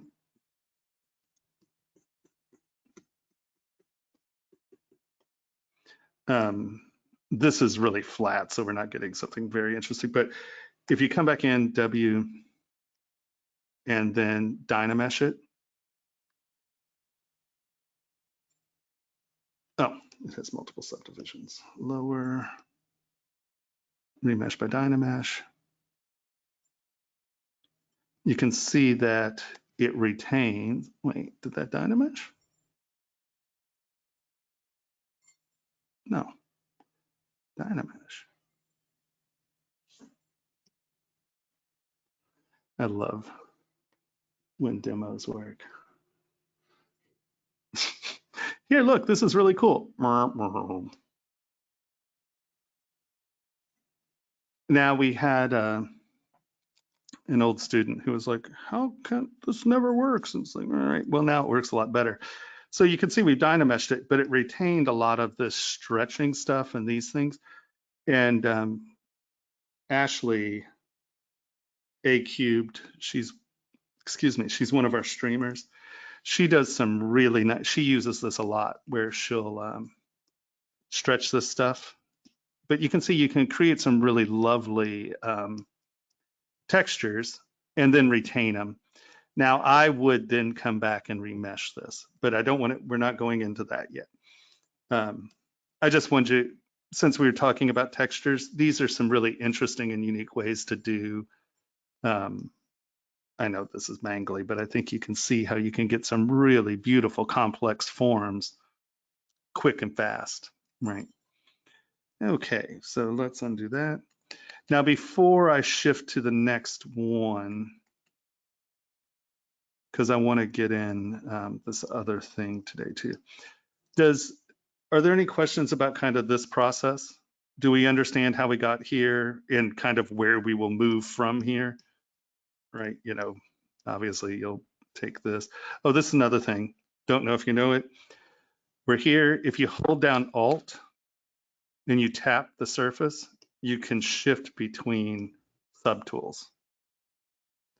So I'm going to take this one and I'm going to just drag it down and behind that surface, right? Does this make sense? I need a shout out from everyone just so we know that we're actually okay with where we are. Makes sense. Yep. Okay. Yep. Because I don't want to turn this into a 15-hour class. I'm trying to stay on course with classes. I've been known to have some long classes. Yes. Can I ask you a You're just like, question? oh, sorry, go ahead. Sorry. So the global scale that in the ZBrush, you said it's one of the grid is 1 millimeter. Okay, Is that right? So well, do you set it in the settings, or is it just by default? no, the grids are not universal. The universal internal scale is 1 millimeter, right? So when you see up here and it says units, that is 1 millimeter. Now, how you set your grids to be 1 millimeter is in the draw, right? Remember, I wanted this to be 30, so I did 15. As long as these two numbers are the same, right? This could be 105, and this is 105. And so now you know that that's a 1 millimeter grid. Okay. Now, if you do one that's twice the size of the other, it'll break it down into 0.5 millimeter grid. You see what I'm saying? You can figure it out to get those grids to be what size you want, but it's proportional to the two numbers. Does that make sense? Yeah. Okay. So, but yeah, so within draw, as long as these two numbers are the same, grid size and tile size, your grid should be 1 millimeter. Okay. Okay? Yep. Thank you. Yeah, of course. Okay. So that is obviously the first one. Now, How thin should these be? what? How thin should this piece be? I'm Well, assuming it's how thin do you want it? I mean, you know, there's not a universal answer to that. You know, I mean, for a pendant, you know, you probably don't want it. Well, I mean, I have pendants that are 10 millimeters thick because there's a lot of transition and stuff. You know, this probably 3 mil, 2 to 3 mil, you know, something in that range probably, or something like this, you know. okay. One So depends as far a little bit on. Go on. I didn't want to interrupt. I was going to say depends a little bit also on how much layering you're doing. Like, are you talking about how thick you want your leaves to be, or are you talking about the whole piece? Does that make Well, sense? You know what I mean? Yeah, no. So, That's I guess yeah. I realized it was a stupid question after I asked it. Well, the thing is like you're always looking, and I'm not talking shit about you.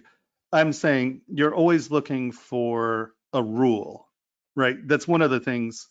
You're always like, okay, well, I'm going to write this down. This needs to be 2 millimeters. I'm going to write this down. This needs to be 10 millimeters.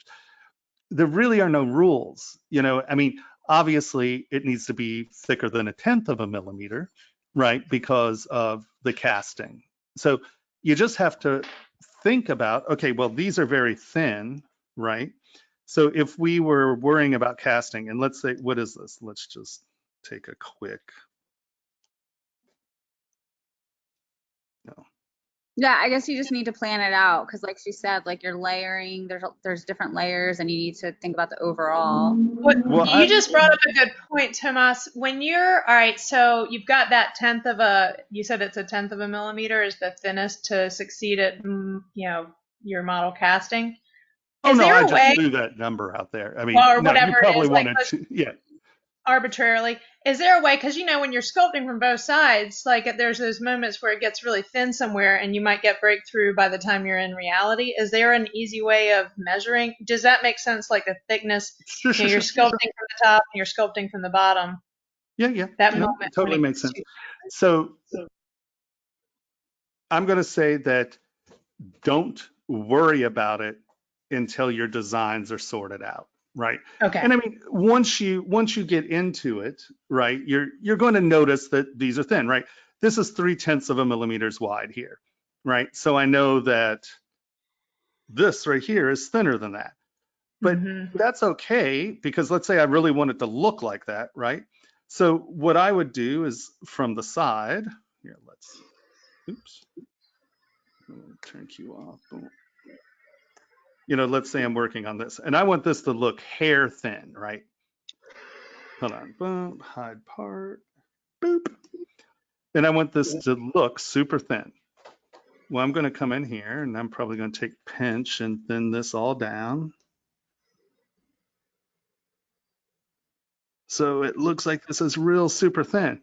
But if I'm going to do that, I'm going to come here and let's just take inflate, make it smaller. let's hide everybody else. I would probably come down here, inflate this backside. So you have more depth to it for strength. Right, I have more depth in the back, right? But see this front edge, see how that looks like a really bright, sharp, tiny edge? Yeah. But, you know, we actually have quite a bit of meat on the back. The other thing you can do if things are getting, like, you're just sculpting this, right? I'm not worried about how deep or thin that's going to be while I'm getting my image, because I want my image to be right, right? I don't want it to, if you hear people go, oh, well, it needs to be 2 millimeters thick or it won't flow. Well, okay, sure, if everything's just a tube, right? But everything isn't just a tube. So I want this to look nice, and I'm going to actually just, let me trim front this because I want, oops. Right. So here, let me get pinch. I want this to read as a really sharp edge. I'm going to come in here. I'm going to do this. I'm going to make this face really sharp. And now back here, when that starts to reflect, that's going to look like a sharp edge. Now, I would take more time, obviously, and come in and actually knock this back some so it actually is a sharp edge. But you got to remember there are leaves and stuff going on around this. That's going to look sharp, right? Mm. Now, if you can't, like, you don't want it to be too fat. So what do? And I'm just going to do this obviously quickly. I'm just going to make it deeper. And so now,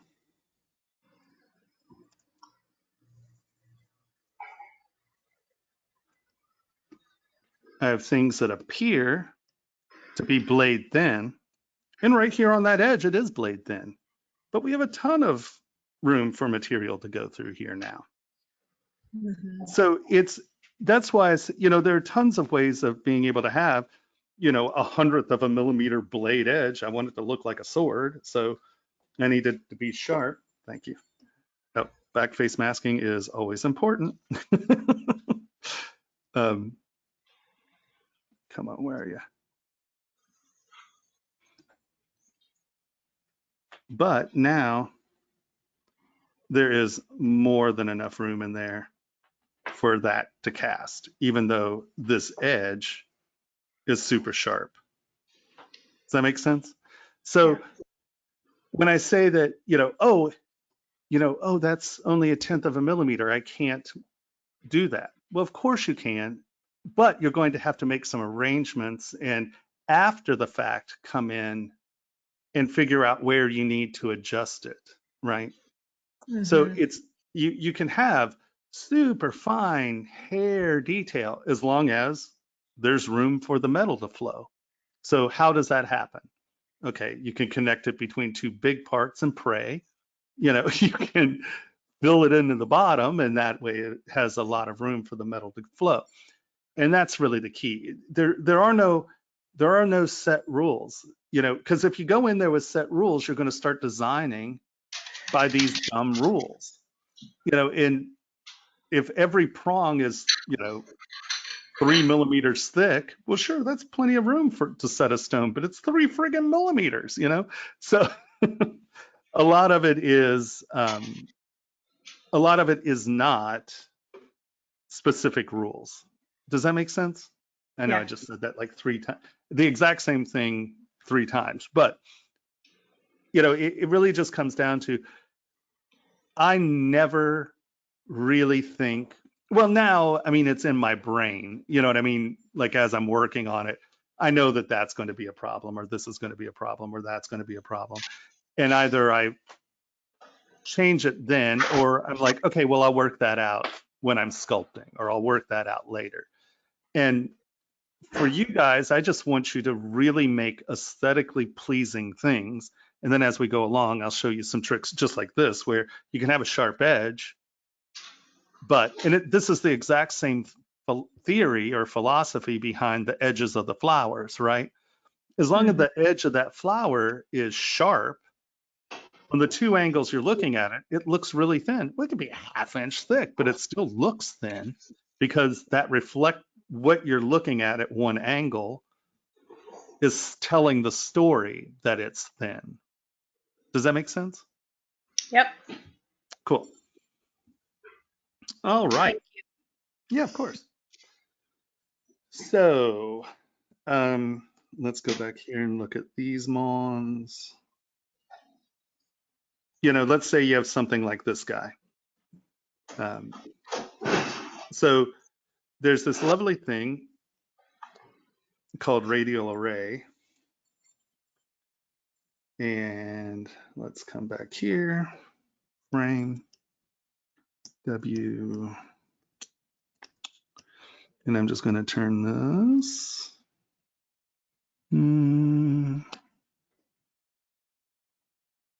Yeah, let's just go ahead and do that. Frame. So within Gizmo, and I know I'm tossing a lot of the stuff out at you, and we can go back because I'll be using these tools all the way through this, so we'll hit on these again. And if you have any questions, always we're here. Within Gizmo, there are all these really wonderful tools, right? And so I'm going to use extender on this. Hold on, let's turn on our polyframe here. Yeah, that's okay. That's a pretty good amount. I'm going to come here. I'm going to use extender. And from this blue dot, now you can't get to the dot straight on. You have to turn it this way. And anywhere you move this dot, as you drag this, that's the place where it'll start to stretch from, right? So I use extender quite a bit. So we're going to take this, we're going to just drag it open, and nope, I want to go the other direction. That's a taper. And then actually we're going to undo that first, and we're going to, nope, that's creasing. Where's my, here it is. No. Oh, there it is. Hey, there's so many cones. You're going to be doing this a lot where you're just like, I don't even know what it does. So you can see I want to go on this axis. So I'm going to go on the y-axis. I'm going to drag some extra lines in there because I want a little bit more resolution. And now I'm going to taper this down. No, that's creasing. Here's taper. Goodness gracious. Taper this down. All right, so that's pretty close to where I want. And now we're going to come out here. I'm going to accept. And now I'm going to use the actual taper because I want it to taper in this direction too. And I want to be able to adjust where it's happening. I kind of want it to be bubbly. So right there. Okay. And we're going to go W, and I'm going to just make this a little thinner. And now Q, divide, divide, divide, divide, divide. Now this has weird geometry. So often, because I squished this and we had those lines in there, but this is a good place where you can just Z remesh. I'm going to take it all the way down to nothing, Z remesh. Oh. Escape. Hold on. I want turn adaptive off. And sorry, how did you get the demorpher, that morphing tool on the Gizmo? How did I get the taper to work? Yeah, well, I have the Gizmo open, and you had all these settings that you can taper it and stretch it out. Screw this gear. See the little gear? Boop. That's where you get the menu. It's just these here. Oh, okay, cool. Thank you. And I would just go in and play with a lot of these. I mean, they pretty much do what they say they're going to do, right? The one that's a little weird, and I would actually, there are a number of videos on this project primitive. It's actually a really cool tool, but it does so much within the one tool. So basically, when you're in it, it will bring other shapes and you can distort the shape. It's really a cool tool to do some neat forms. I don't know. I'm a sculptor. I just tend to just sculpt this crap in. but I've seen some really cool stuff. Bend Arc and Bend Curve are super useful. Bevel's super useful. They're just a whole bunch of really good tools. So as you can see, are there any other questions about that real quick? Obviously, there's a lot in there. It's just like, you know, ZModeler. There's a ton of stuff in there. All I need you to do is be able to make squares, right? I don't want you to do anything else in ZModeler than just build that base.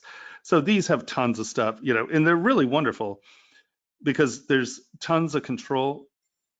Oh, I've subdivided it. That's why it. Now, that's the other thing. These only work with non-subdivided tools. Now we've subdivided this up. If you want to deform it, you can always delete lower. Come in here, and now you can use twist, right? And they do what they say they do, you know. So you can generate some really neat forms pretty quickly.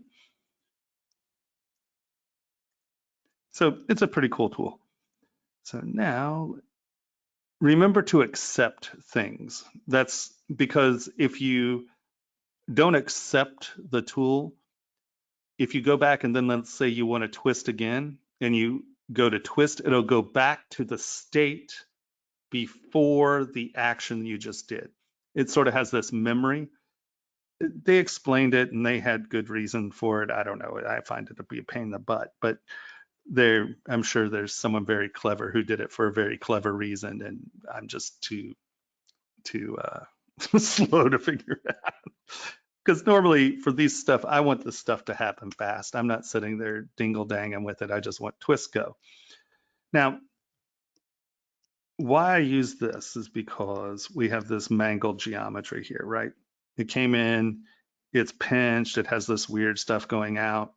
So ZRemesher, and this also applies to Dynameshing. Okay, so we're going to come here. We like this shape, remesh by Dynamesh.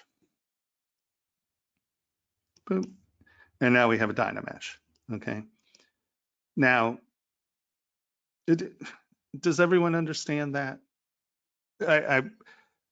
Everything I've seen out of this class so far has been pretty tight and nice. I think most of you have some, you've at least opened ZBrush and played with it some.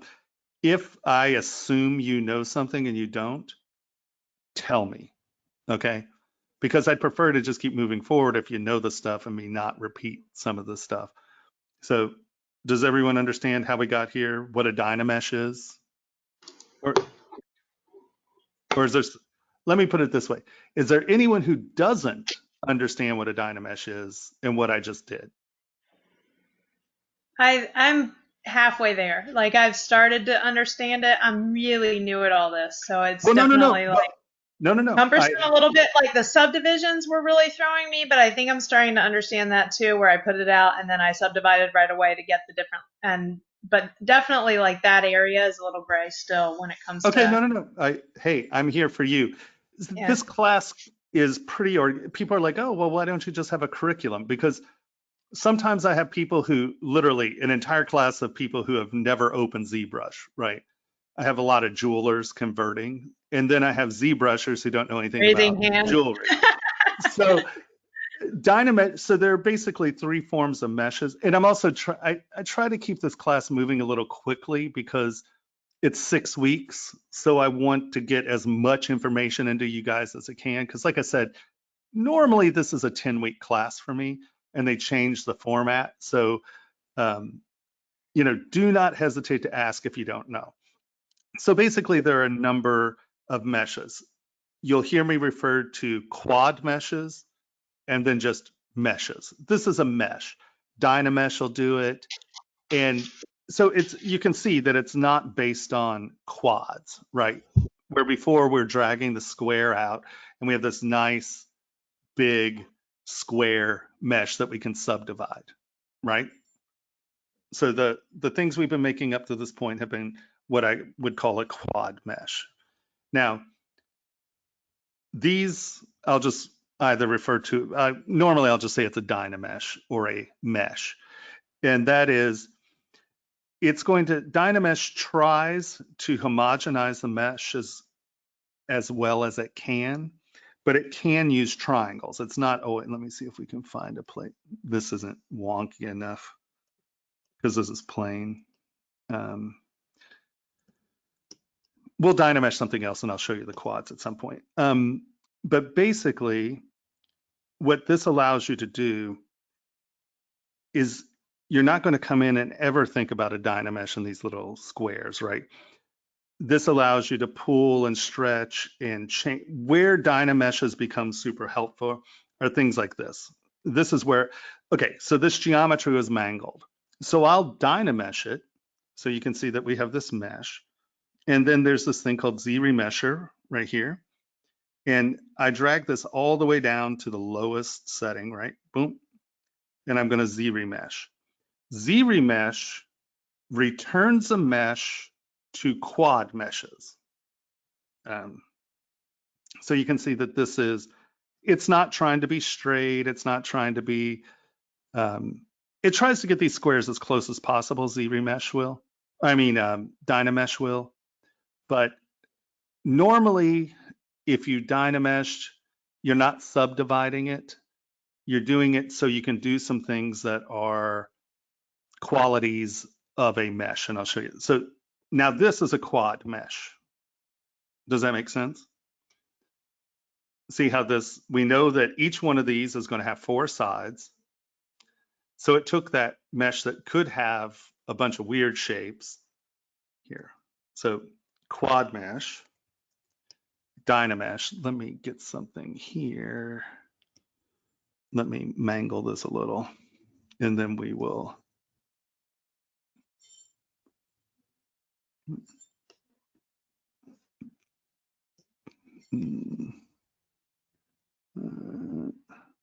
Oh. Okay, so we have this. And let's say where I'll use Dynamesh is if I do something that has taken my mesh. Like, see here, I'm not going to be able to sculpt that, right? There's not enough mesh there. Does that make sense? Yes. Yes. Okay. And so let me go to spiral. That's another one that's really mangly. Spiral.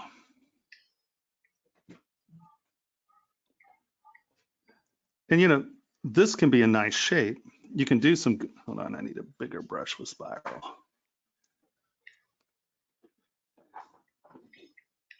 Right, you can get some cool shapes, but you're never going to be able to sculpt that. The geometry is just mangled, right? So at this point, let's say this was a quad mesh and we got it at these points, or even here, it doesn't matter. At this point, I would re-Dynamesh this. So we'll just leave it at that. So I'll re-Dynamesh this. I come here, remesh by Dynamesh. Oh, this has subdivision levels. So I'm just going to delete lower. Come here, remesh by Dynamesh. And now this slider tells you your poly count because you see we're at 41,000.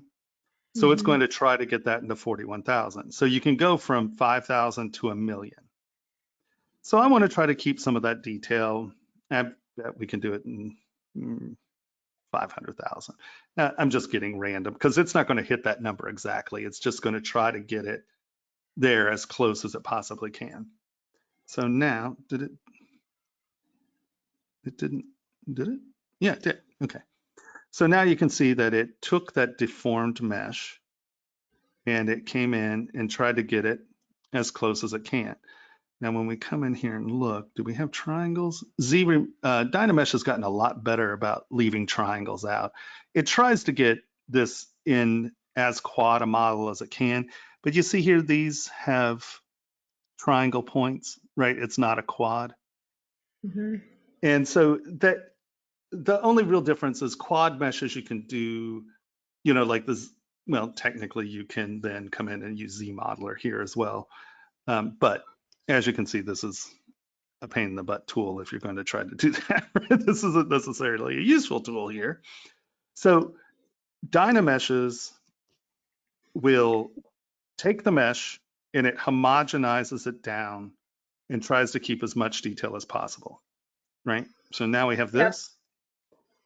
Now, I don't want to really get into my reprojection stuff yet.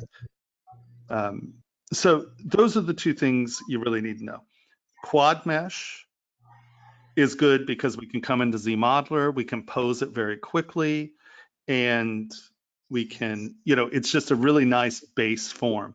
It also allows us to have a lot of subdivision levels. Dynameshes I use for a handful of things. If my mesh is so distorted, I need to rebuild the mesh, or I'm going to do something like this. Let's say all of us, whoa, what did I just hit? I got mask curve. I don't even know where that is. Let's go to snake hook. I'm going to come in here. I'm going to change my focal shift so it's sharp. Let's say all of a sudden I know that I need these repeating like bridges. And so I've already got stuff sculpted, right? So I'm going to take snake hook and I'm going to take this and drag it around. Well, you see, this is really distorted, right? So Sculptris Pro is a part of ZBrush. And if we take snake hook with Sculptris Pro, it's going to build geometry as it pulls it out. You see what I mean? It's not distorting, it's trying to build. Does that make sense? Yes. So what I'm doing is I'm going to take this and hook it and go back into the surface. I'm going to come here, go back into the surface, come here, go back into the surface, and then I'm going to remesh by Dynamesh. And now, remesh, you can see that it joined here. So instead of those going through the surface, you can see there are no pull They're throughs. now It one creates, piece. right, it Okay. makes one shell. Yeah. So now I would then come back and I would Z remesh this to a quad, subdivide it and reproject, because I always want a quad model, because I want my subdivision levels. Because for me, the subdivision levels are more important than some of the tricks you can do with Dynamesh. Like, How do you bring it back to a quad? You just hover over it and. oh no, it's a process. Oh, it's a process. Okay. Yeah, it's a process, and I'll show you that process. And I do it a lot, but that's jumping a little far ahead, so I don't want to get there quite yet. I gotcha. So no, I've got enough in my brain. trust me. Yeah, let's just make sure we can get things blocked up. let's start there. Yeah, Okay. actually, and that bringing up the question that popped in my head. Show me one more time where Z remesher lives. Then I go to find that. Z remesh is right here. Okay. Can you see my? I think I'm looking down here on the right. See the pink? I wish I could get it only rolls over the frame. I wish the whole button would come up in the rollover. Okay, I'll find it. Well, here, it's right here.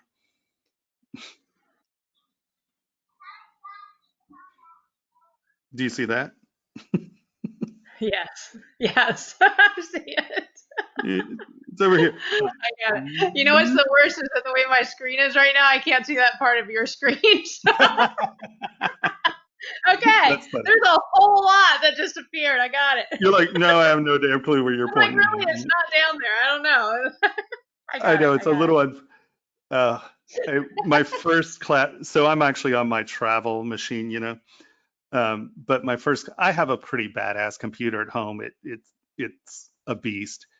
And my first class, I was showing people how to do stuff, and like I'm Dynameshing, 20 million poly models and stuff like that. And every one of my students were like, Tomas, every time I do it, it crashes. I'm like, well, why would it be crashing? And Tony was like, hey, dumbass. They can't do that. Yeah. It was like, oh, yeah. Here, we'll do this. Boop. Computer MV begins. Oh, yeah. No. What's sad is my machine's old, but it's still a pretty awesome machine. It's nice when you get that one that lasts. Yeah, I mean, I think it's like 7 years old. And for a computer, that's obscenely old, you know? Now you have the huge Cintiq monitor, right? This one actually, I have one at home.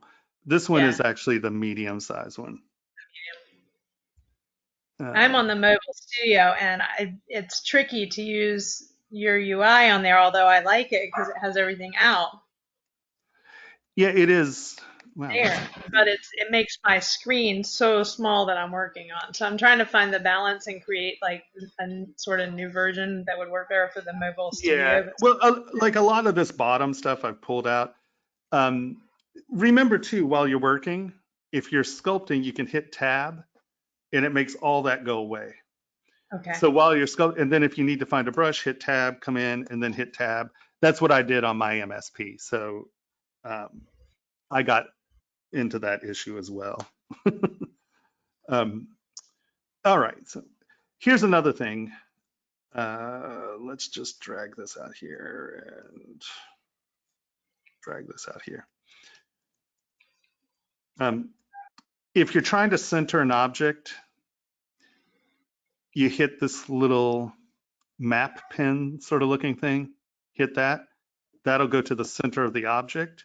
If you want this to be in the center of the world, you just hit the home and boop, and now it's, so if you get off center, that's usually part of the issue. All right, so now let's, no, that's not what I wanted. I want this. There's also one more thing as far as symmetry goes that we should discuss real quick. And that is, so let's say this is in the center of the world right now, right? So symmetry works, symmetry X and Z. But what happens if it's over here? See, symmetry isn't working, X and Z. Up here, I have this, the button right here is local symmetry. And what that allows you to do is you hit that, and now it's going to base the symmetry on the object, not the world. So that's an important tool to know. All right. All right. So we're just going to stretch this out. I'm going, oh, let's go back to the center of the world. We are going to move this. Dun, dun, dun, dun.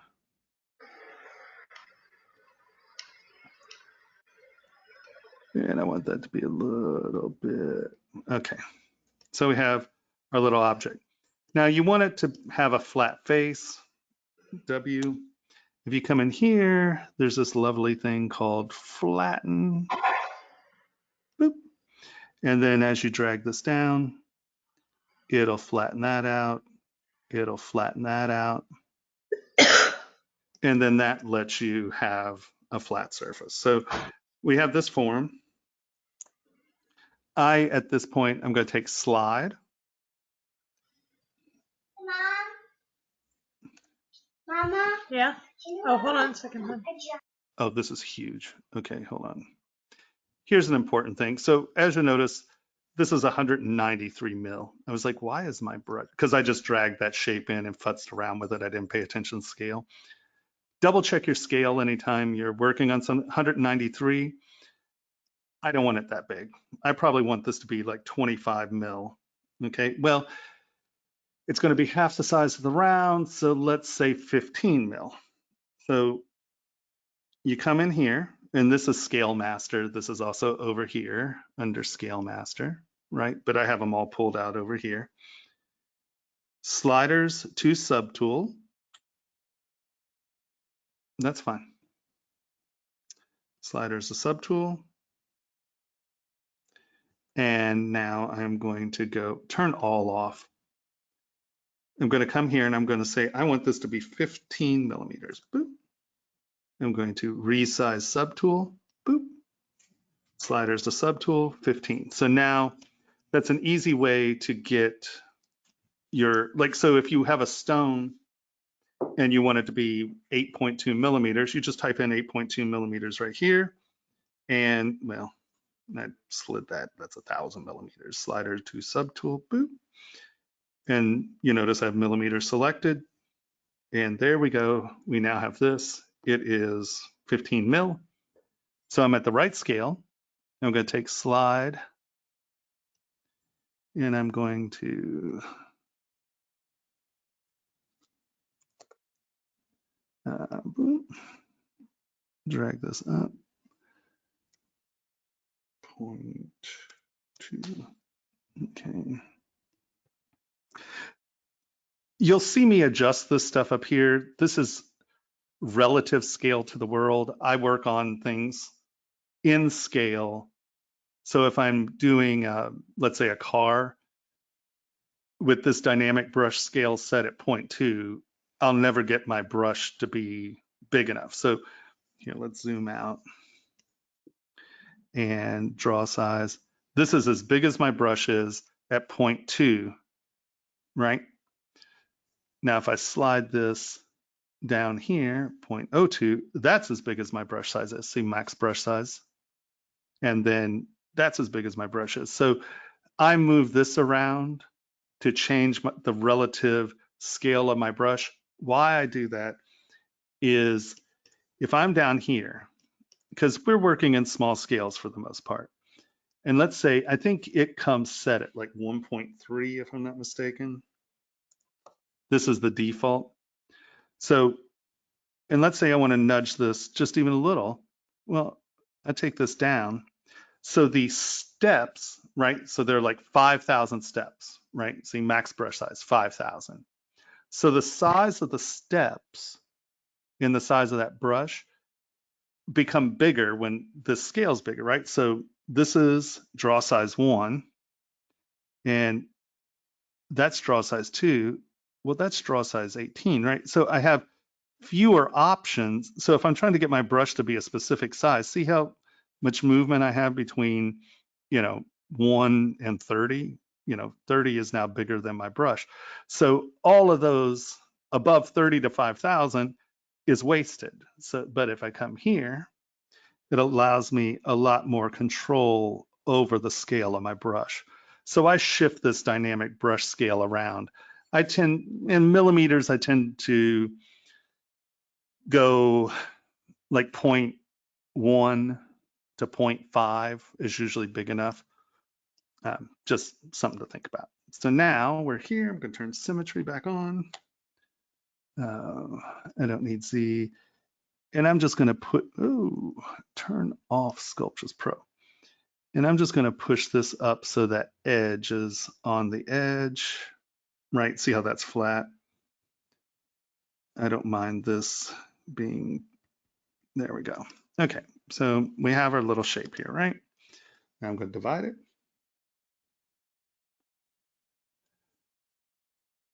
Actually, let's lower the res because now clay tubes. This is one of the few times you'll see me work small.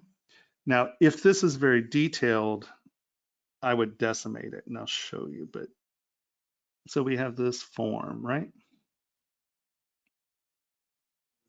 But you can see I can't put linear detail or anything on this at this point. But you'll want low res models for what we're about to do. So this is a basic, delete. No, cancel. Duplicate. And now I'm going to divide this up. High res. Divide. No, we don't need to be that big. Lower res. There we go. Delete higher.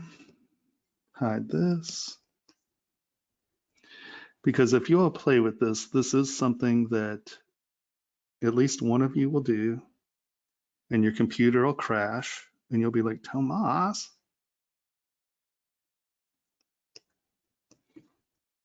All right, we're going to take this.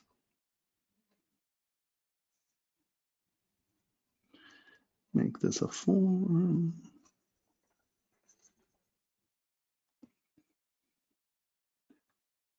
Make little chevrons.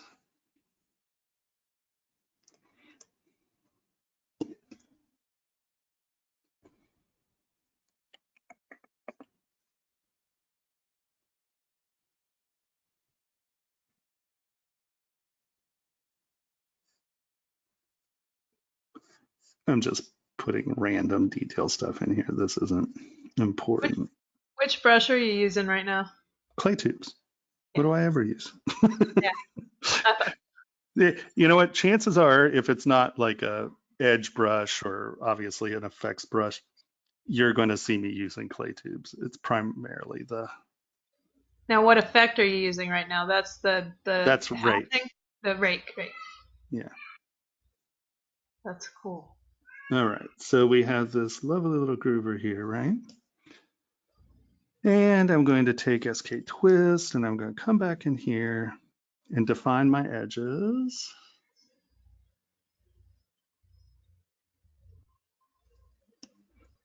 Shoop, shoop, shoop, shoop, shoop, shoop, shoop, shoop. Okay, so there we go. We have this thing that has a lot of detail. Now, if you do this array with something that is 1.5 million polys,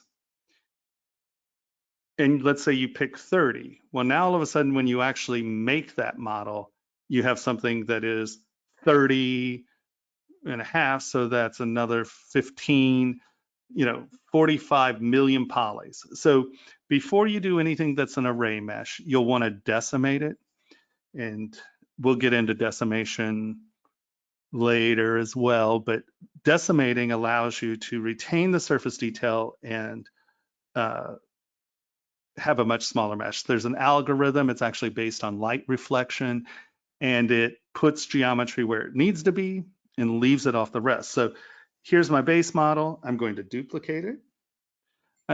These little guys right here are my decimation levels. I'm going to decimate this to, I think, 150,000 polys will go. So remember, we've just gone from 1.5 million polys, and we're going to go to 150,000 polys. And the decimation, ZBrush's decimation algorithms are just pure sex. I mean, it's very impressive what it'll retain. And so let's do.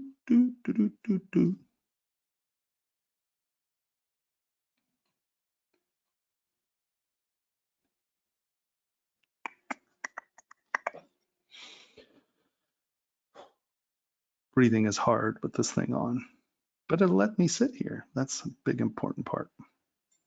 So I know I'm asking super basic questions again, but show me again where you duplicate, just to duplicate the shape that you're working on. Right here, duplicate. Hold on, let me.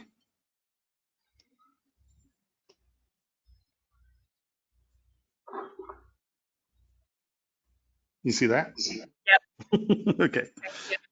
Yeah, no problem. And don't hesitate to ask. If anyone has any questions, do not hesitate to ask. So now, this is important to, oh, someone has their mic on because I can hear myself. Okay.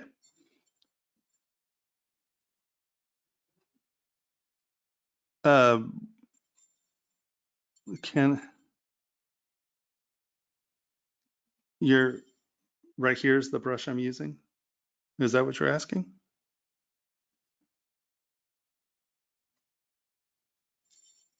Okay. Yeah, So I just wanted you to point that out so in the future we can answer that question for ourselves. Okay. Sorry about that. Yeah, this is the brush I'm using. All right. So this model is 1.52 million polys. This model is 150,000 polys. So what it does is you can see that it puts geometry where it needs to be, and then it leaves geometry out. Look, it's made this like 9 planes because it doesn't need a bunch of geometry there to get 9 planes, right? Where as you go around, anywhere you can see we need more geometry there. So it's really this adaptive geometry calculation and is pure sex, because like literally we can take this and let's actually go down to, let's see what 35,000 looks like. You can see how much, but it's retained a lot of that geometry. And honestly, we haven't lost that much detail, right? I mean, up close, you can see it pretty clearly, but if this is 15 millimeters, you know, you're not going to see that. I mean, even there, can you really tell the difference between that and that? No. So decimation it's one of the things we do in preparation for print. But for things that replicate items where you have an instance and then you're creating 30, 40, 100 of them, this is a very easy way. And we'll get back to it. Don't stress about it. To show you this, I want you to know that you can decimate these. Or keep it simple, right? Take a simple form and do it. If it has to be psychotically detailed, you can do it here. So now what we're going to do is we're going to come down here. I am going to go to Array Mesh. We're going to go Open. No, I'm totally high on crack. We're going to touch this Array Mesh button so it turns on. I'm going to put Lock Position. I'm going to put Lock Size. And then I'm going to go repeat, let's say 20 times. You don't have to get this on your first thing. I'm just showing you a way that you can start to replicate some of this stuff. We can repeat it 20 times. We got to make sure that this is on rotate. And then I think we're on the Z axis. So you go Z and amount 360. And then. Holy crap, that's cool. And where's my tree? Why isn't it giving me? We'll go W. And so now let's get that to home. Are we not center of the world? Oh, geez. Okay, it's okay. And so now as you move this, right, it's doing a rotation. So obviously this is a really quick way to do something, you know, like some of those, they have the different forms and shapes. Now I've done this 20 times, so it's going to be 20. When I push Make Mesh, it's going to be 20 times 34.99, right? Now, if you turn this on, it shows you your active mesh, right? So let's get here. Let's go to the center of the part. Oh, wait, hold on. Let's turn symmetry off real quick. Center of the part. And what's nice about this is you can move it around and you're like, well, you know what? I want it to be, you can change this number. Let's repeat it 30 times or 34 times. And now that's, now I want this to be solid. So that's too many. Let's bring it down.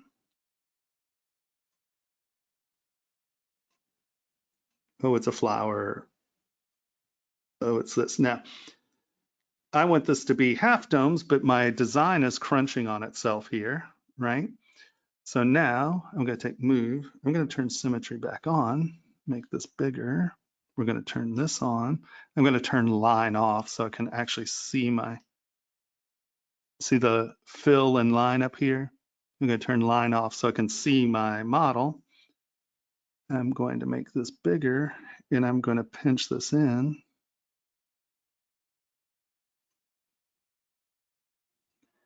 So my lines are not crossing over, right?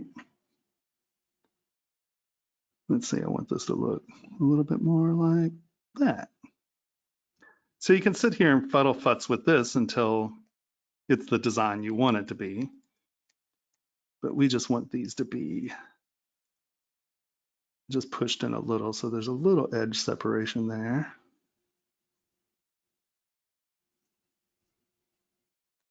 Right?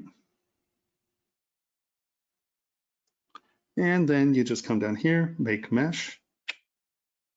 Now it's one part and it's 745,000 polys. So that's an easy way to make something in rotation, right? So here's the other way. And the only reason I'm bringing this up is because a lot of these Mons have, like right here, repetitive patterns. You can count this, you'll get your halves. Like this is 3.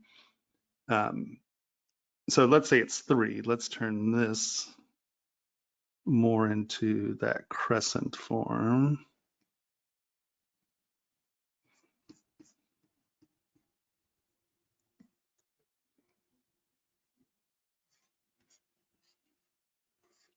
Now, see, this is a place I'd use Dynamesh to get back to a shape, because obviously I've just trashed this geometry, right? So this is useless to sculpt on. So either I would Dynamesh or Z-remesh this. Nice thing about Z-remesher is that it does retain symmetry. So if I want this on the XY, I want this to be a clean mesh that I can then sculpt on. Let's drag this up to 300 Z-remesh. Because I have symmetry on, it's going to give us a center line, right? Boom. So now that is my base mesh again. I can come back in here, tweak it, get it into a form that we like.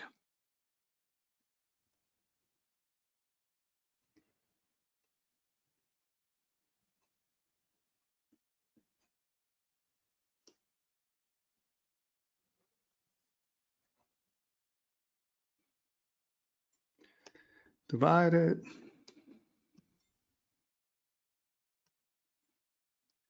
And so, right, 200,000. That gives me enough room to put just some of that basic sculpting in, right? Because those weren't super detailed. Come in, do your base sculpting.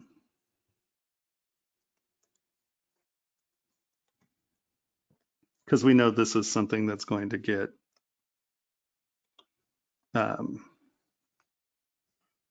repeated. So we're making this model for a repeat. So we're keeping a low res.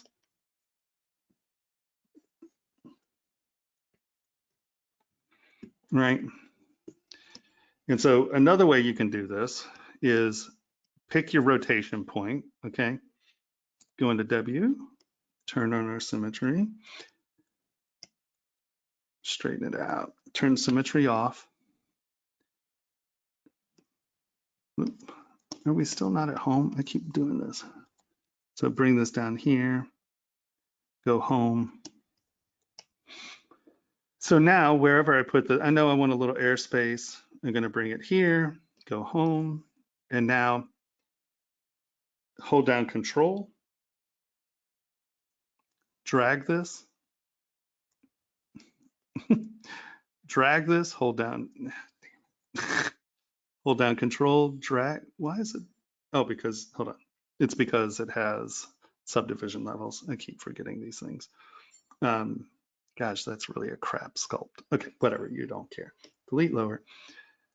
So once again, the gizmo tools only work. You can move things around with multiple levels, but if you try to get it to do some of its tricks, it only does it on something that has one, that's a shell that only has one subdivision level.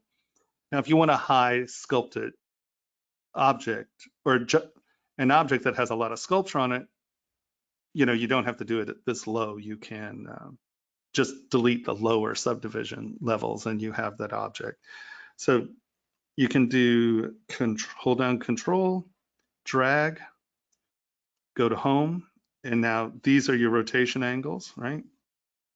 And so you can do that, and then either take this, mirror it on the x-axis, boop. So duplicate, mirror, oh. And let's do auto group. Select that, hide part, merge down. Oh, I thought I deleted hidden. Hold on, let's go here. Delete hidden. Merge down. Okay. And so you can do this with rotations from center as well. If you're not necessarily trying to get, if you know your angles, let's go back here. If you know what you're like 33 1/3, right? So let's drag this down, go home. And now we're gonna rotate this, you know, whatever 33 from 1 or 360, blah, blah, blah, you know, nobody wants me adding here. So boom, and then now, okay, so this is another, just a basic thing. See where the mask is? If you hold down Control and tap, it shifts what's masked and what's not masked. And so now hold down Control, drag it down, go back home, rotate it down. And, you know, you can then, that's obviously not perfect. I use these edges often as guides. So if I ever need something to kind of match up, I just drag it down to that white line and just use that as a reference tool. And there you go. Now you have that tripled. So this needs a frame. So we'll go boom. Nope. We will go, whoop. Here's hold down Control, go home, turn this into a ball. Oops. It's decided it's a very big ball. Come on, where are you? If you grab the centering, it's scale all. So we're just going to make this tiny. I don't know why that ball came in so big. I never understand why those things do these things. We're going to do this. So there's at least a center point for them to touch. Right. And I'm still on the same model, right? And now I'm going to come back here, hold down Control, drag it off, go home, come here, go to cylinder. W, drag this out. I got it off. Okay, see how this is off kilter, right? It's not at 90 degrees. An easy way to get things back onto 90 degrees is find a flat surface, tap it, because the gizmo will go 90 degrees to any surface you tap, right? So let's go here. We're going to tap on that surface and see it's 90 degrees to it. Tap that surface, it's 90 degrees to it. But I want to be 90 degrees to this face. Just hit this button, reset mesh orientation, boop, and it will correct that. So now I want this to be out here. Let's go cylinder. I'm going to make it where it's round. I'm going to drag this center thing out, and that's going to move that. So I'm going to come here. Now, W, drag this down to the thickness we want. Kind of come here. I don't mind if it sticks out, but I want the back to be flush. I'm just going to trim that off because it doesn't need to be round. Come here, find the back of the shape. There we go. And now I'm going to go Q, dump this, go to ZModeler, turn this on, I'll come here and insert an edge. I'm going to come here. I'm going to do Q mesh, and I'm going to hold this down, and I'm going to push poly loop. And now this, let's zoom in here. See this orange yellow line, right? See the direction it's pointing? So I'm poly looping. So I'm going to bring this in. Ooh.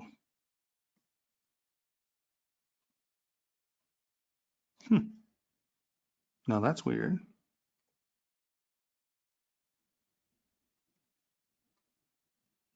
So, okay, it doesn't like that for some reason.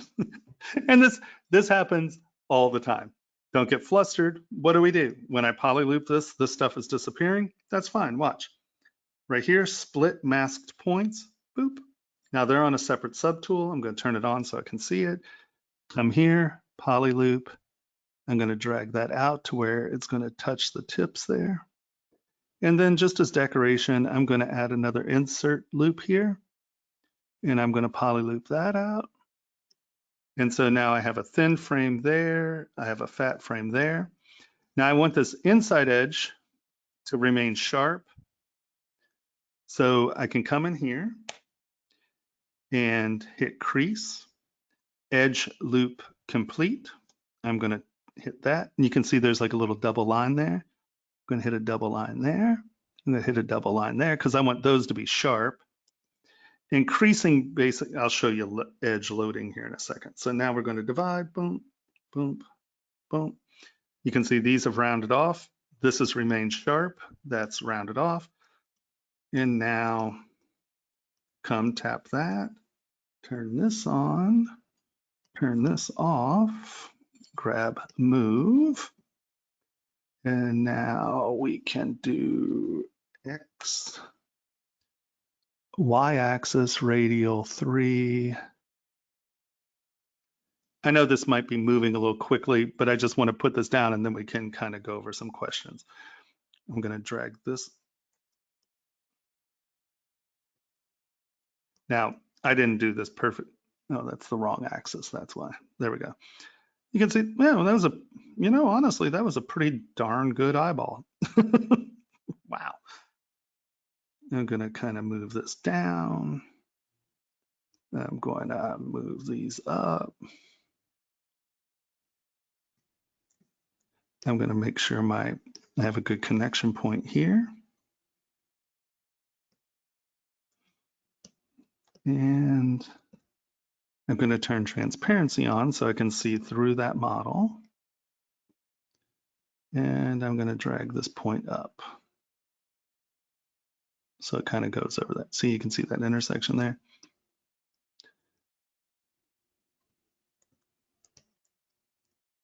So now I have this form, right? Obviously, these aren't that leaf, but So now transparency. So we have a nice sharp interior frame. It has soft outside edges. We've taken this, we moved it around. I want that back to be flat. Come here, trim front, make your brush a little bigger, and just tap. And now, there we go. So now I know that back is flush. But let's say I want it to be here. Trim front just happens wherever you touch the model, right? So that way, now we know that that is, flat to the back. I know that got thin. I just wanted to show you trim front. And that's another way of doing that rotational stuff. So I know that I blazed through that one a little quickly, but does that make sense? Oh, no. This is by no means ready for printing. We're not worrying about printing right now. I just want you to get into being able to do your, and no, you don't have to Dynamesh them. There's a thing called, so Dynamesh changes the geometry. Okay, hold on. So let's go here. Merge down. Wait, Tomas, are we supposed to do the mod using array, or are we supposed to do it the first way you did with duplicate the flower and then move it? You're not supposed to do it any particular way. I'm just showing you multiple ways of being able to accomplish a radial design. Okay. Right. So if we do it the other way and we take the flower and duplicate it and change it, how do we append it to the stem? Okay, well, I'm going to show you right here. I'll show you right here. Okay. Yeah. Okay, so, well, before we do that, one sec, let me do one more. Let's turn symmetry off. I just wanted to show while we were creating the base pieces. So we have that. Let's duplicate this. How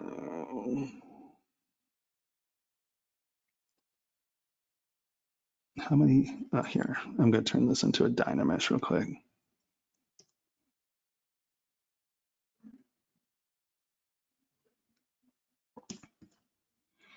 Trim front. X.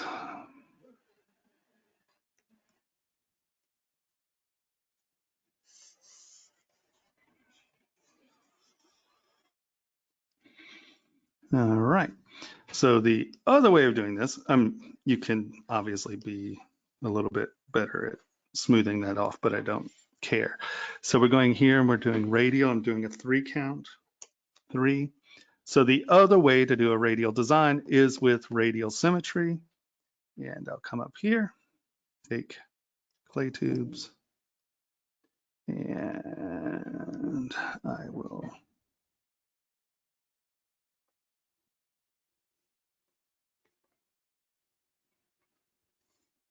boom, boom. Now, so see all these little dots? That was because of how it remeshed. And you can sit here and smooth this all day. It's never going to smooth. What you need to do is hold down Shift. Is this not smooth stronger? It is. I thought my smooth. All right. Hold down Shift and make sure that this is 1, minimum connection is 1. And now you can come in here and smooth these out. One of my machines has this done, the other doesn't. It just gets really, it's annoying. So now clay tubes. And so you obviously can come in here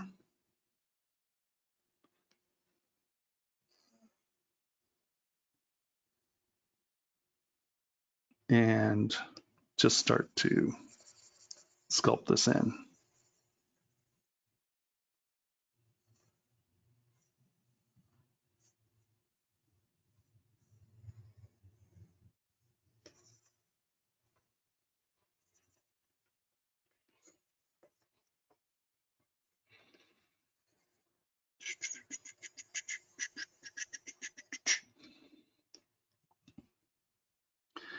So those are the primary ways of doing a radial design.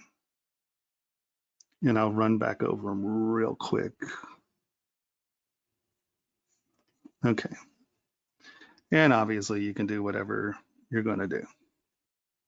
So radial symmetry is just taking your symmetry up here, picking which axis it's rotating on, and your count.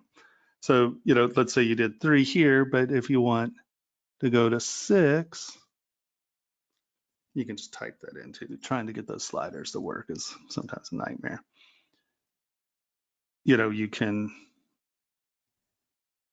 double it. You can go all the way to 100. And do some wonky backgrounds, right? So radial symmetry. We have array, right? And then we have take your form. We have take your form, duplicate it, rotate it. So when you have anything where you have multiple meshes, and we'll go over this once again, this is really about prepping for, you're not going to do this until you're ready to join all these things together, and that's at the very end. So we're here. Well, Nigel, so this is what you would do, okay? So we have things that are multiple parts, right? So if we come in here and look, I'm going to hit down here, auto groups, and that takes every part and gives it its own poly group. You see everybody has their own color. So I tend to we'll use poly groups. I like the use of poly groups. It's good, So you can see that these are different parts. So if you ever want to know what parts are connected and what parts aren't, turn on your frame and hit auto group, and it'll, anything that's a separate part, it'll assign its own poly group. So now, see how these are multiple, these are not the same geometry. Here, let's duplicate this real quick.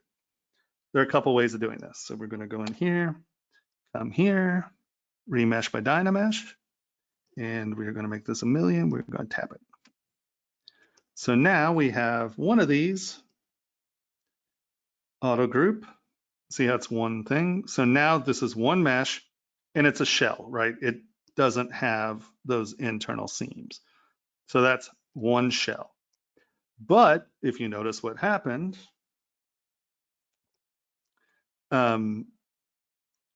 it changed the geometry, right? It made everybody one.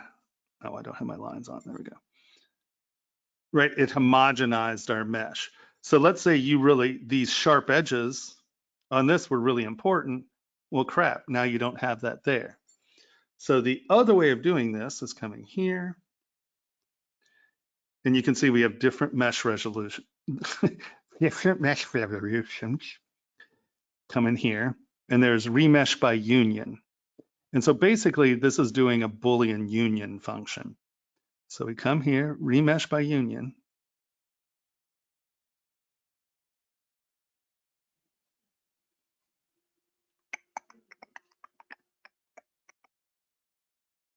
Boop. Uh-oh. Oh, these must have been doubled. So see this weird mesh? See how it's all bizarro? That's because it was doubled. Remember earlier when I had two of these, I merged them down. So it was the exact same model sitting on top of itself. And when you do any of this stuff, it gets weird. So this, if this happens, it just meant you had two meshes sitting on top of one another. This could be a problem when you're trying to fix the mesh. So I would just undo this.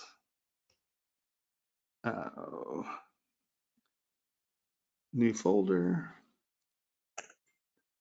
If you do it in the folder and you split the parts, see how we had two of these that are the same? That's why we wound up with such a weird mesh. So we have this one, we have this one. That's a double. I'm just going to drag it down here. There we go. So this we can delete. That we can delete. And now I'm just going to, so this is also another way. You've been working down here, you have all this stuff going on, and you want to just work on this. You're ready to send this to print. So come in here and you turn these on, but you're also going to come back here and maybe work on some other stuff. If you turn all these on and go merge visible, it'll take all of these tools that are visible, and it will come here and it'll merge it into a different tool, right? So this is a good way of separating out parts that you want to work on its own part. Okay, come here, W, hit that, remesh by Dynamesh or remesh by union.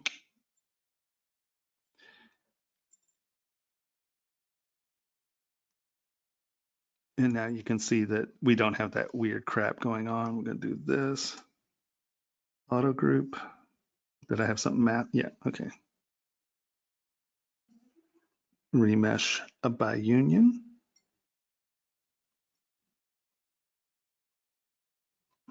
Auto group.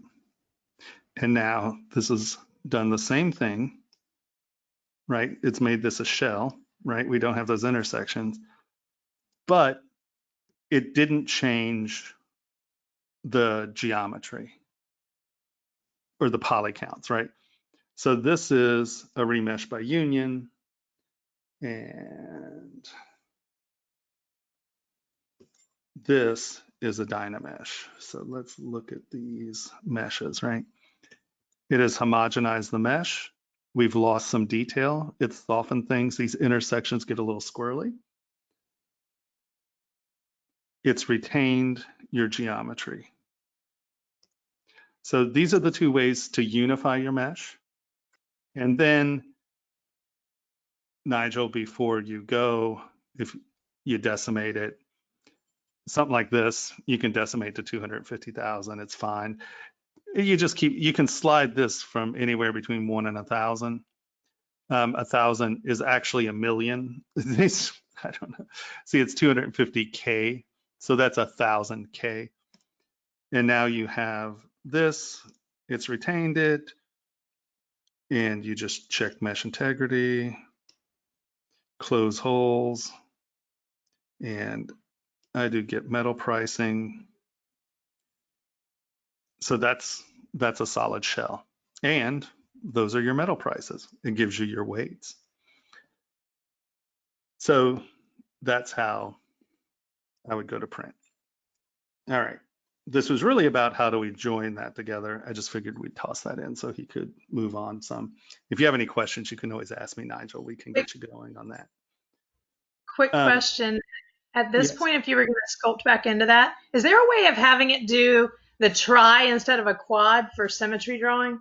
As that makes it, like, so you're drawing on one and it's hitting them, or is it always just the quads? What do you mean? I'm not sure. Like, so say you were drawing on one of these to get Right. it to doing it on all of them, So like you would. The radial symmetry. Yes, but Yeah. on a, like, the way it is now versus like it being 4. Well, okay. Because we've kept our geometry as opposed to the Dynamesh, yeah, of course. You just go to X. I think Z axis is what we were on. Make this 3. Clay tubes. And, you can come back in here and sculpt away. I mean. Okay, yep. But remember, these are low poly models, right? We've decimated stuff and things like that. So you're not going to be able to sculpt super well.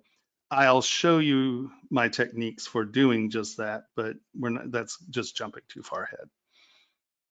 But yes, you can radial symmetry on anything. It can be a well, here, this is the Dynamesh, right? So symmetry,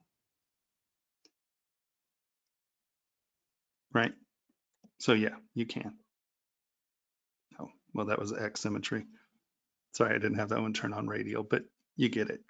So does that answer that question? Is that what you were asking? Okay. Yes, and one more thing right here, it just popped up. All right, I was going to divide the mesh I'm working on. Subdividing the current mesh will produce a mesh with polygons count larger, decrease the number of subdivision levels, or increase the max poly count. What do you do at that point? Is that a question? What are you trying to do? Well, I was working on my leaf and I felt like my geometry got weird, and I thought that subdividing would be a good idea, or remeshing it somehow. I don't know. Well, I don't know what process you're using under preferences. Often, so like under memory, max poly mesh right here, that could be it. Maximum sculptress poly mesh, right? 5, so that's 5,000 or 50,000, whatever. HD preview, max poly mesh. Under memory, that could be where you go. Does that make sense? That might be it? Yes, yeah. Okay. Thanks. Okay, so let's get back to here real quick. So are there any questions about the 3 ways of dealing with the radial stuff?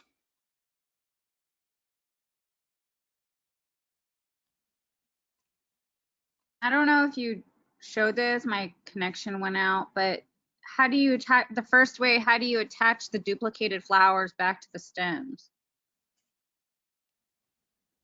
Well, we just went through, it was the same thing as joining these things together, right? I mean, here, let's go. Do I have that guy? Yeah, here. So you mean?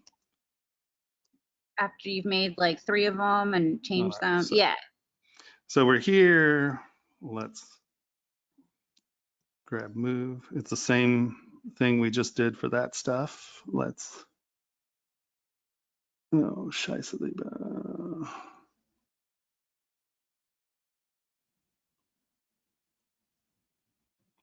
Right, you want to attach.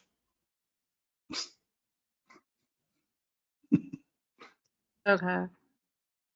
Right, so you want these to attach to these. Yeah. Well, Okay. hold on. So we've, you just get them to where you want them to be. Right. Want that there. Now, since this is going to be a pendant, you probably want this just to ride on that surface because you don't want airspace there. There's no reason for it, and it'll just become a complication. And then, you want that one. Come on. There. We want this leaf on top of that one. Let's show this. So we want to make sure that our layers are in order. So we're going to pull that back. And on top of that, if this is, right, this is supposed to be in front of this, then it's okay that this is behind that, right? Just make sure your layers are where they're supposed to be, if that makes any sense.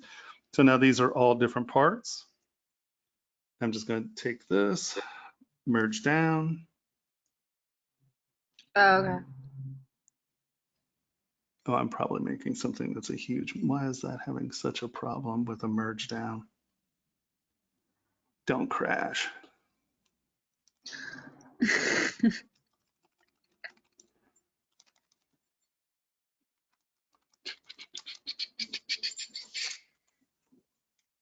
Oh,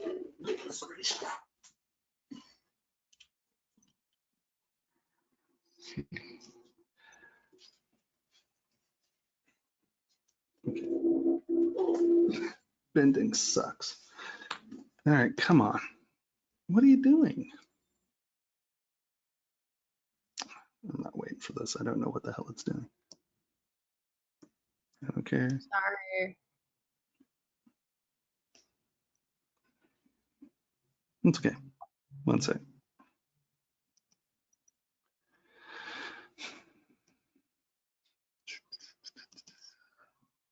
Yeah, blah, blah, I know.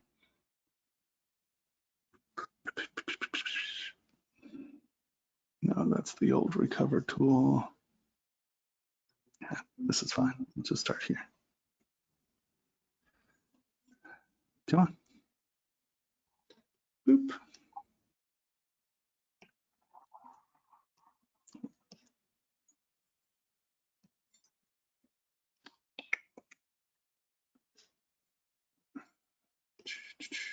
I'm just gonna decimate these or dynamish these real quick so they're low poly.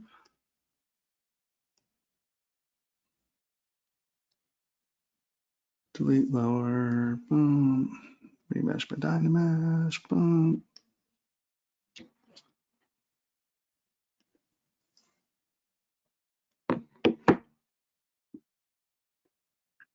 Delete lower. Remesh by Dynamesh. Delete lower. Remesh by Dynamesh. Okay. That way these are just simple forms, right? Okay, let's come back here. Well, you get these guys positioned where they should be. Mm-hmm.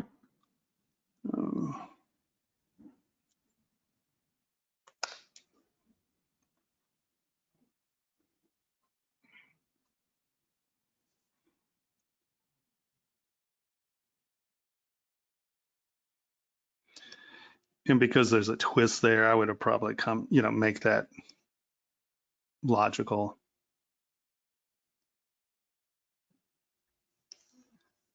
All right, so make sure nothing is coming through your surfaces. Right, so our limbs are where our limbs are. We're happy with that. We come in, merge down, merge down, merge down. Now, this is where I was saying, if you, let's say you know that they may want, or that you may want 2 or 3 iterations of this, maybe different leaf textures. Leave these separate, right? If I undo this, we're Okay. just going to lose it. Leave everything separate, turn them on, merge visible, and then you'll have one of these up here. Should I go through that? Does everybody No. understand? Oh, I'm sorry for everybody else. Does everyone understand sort of what I mean by, if you want to keep your model, then you merge the visible. So then you're working on one piece over on a different thing, and you still have because you can undo, but we've merged these down, right? So if I go undo, it just takes this back. It doesn't give you a new subtool, right? It just removes that from, right? See, those aren't there anymore because we are on the bottom thing. So it's only giving you one subtool back. So if you undo, you're not going to be able to it's not going to add the subtools back, if that makes any sense. Okay, so we're here. We've got everything worked out. We're happy with our position. You can we're going to duplicate this. You can either Dynamesh them together. No. Oh yeah, that was it. Boop. So now this has become one shell, right? See, there's no intersection there. That's just one shell. So that's been joined with Dynamesh. Or if you have a bunch of different geometries, right? Let's say this frame is 10,000 polys, but this is 1,000,000 polys, and you want to retain this geometry so when you decimate it, it doesn't, you have your full resolution. Either decimate all the parts and do it after decimation, blah, blah, blah. But here, come in, remesh by union. And remesh by union is a Boolean action. So it's going to take these models and it's not going to take into, so Dynamesh, oh, I can't flip to that. Dynamesh homogenizes the mesh, right? It changes the geometry of all the parts, where remesh by union is doing a Boolean action, so it can have multiple geometry. It can have multiple levels of geometry. Oh, goodness gracious. That wasn't so hard to say, was it?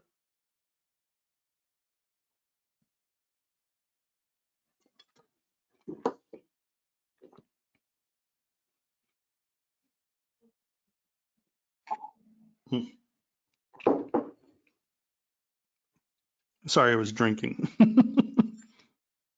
Okay, and so here, see the different poly counts? This obviously has more geometry than this does, where Dynamesh turns it all into one geometry, right? See how it's all the same? Where here, there's more mesh here, less here, less here. So those are the 2 ways you're going to join these pieces together after the fact. Does anyone have any questions about this?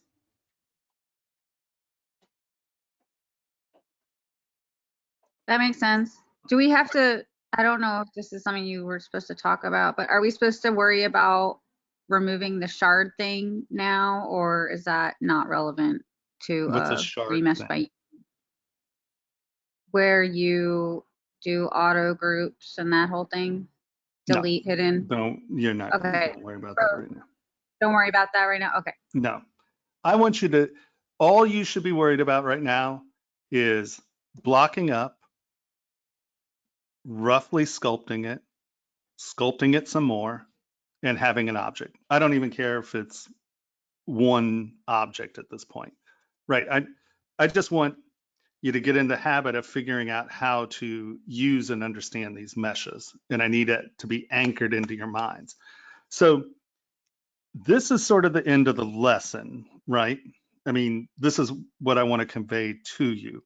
Now we're going to have a Q&A. So since last week, it wasn't, there wasn't a whole lot to really Q&A. How I normally run these courses is that I'll give the lesson, and then like some of these more detailed questions, we'll do in an open Q&A after the fact. Does that make sense?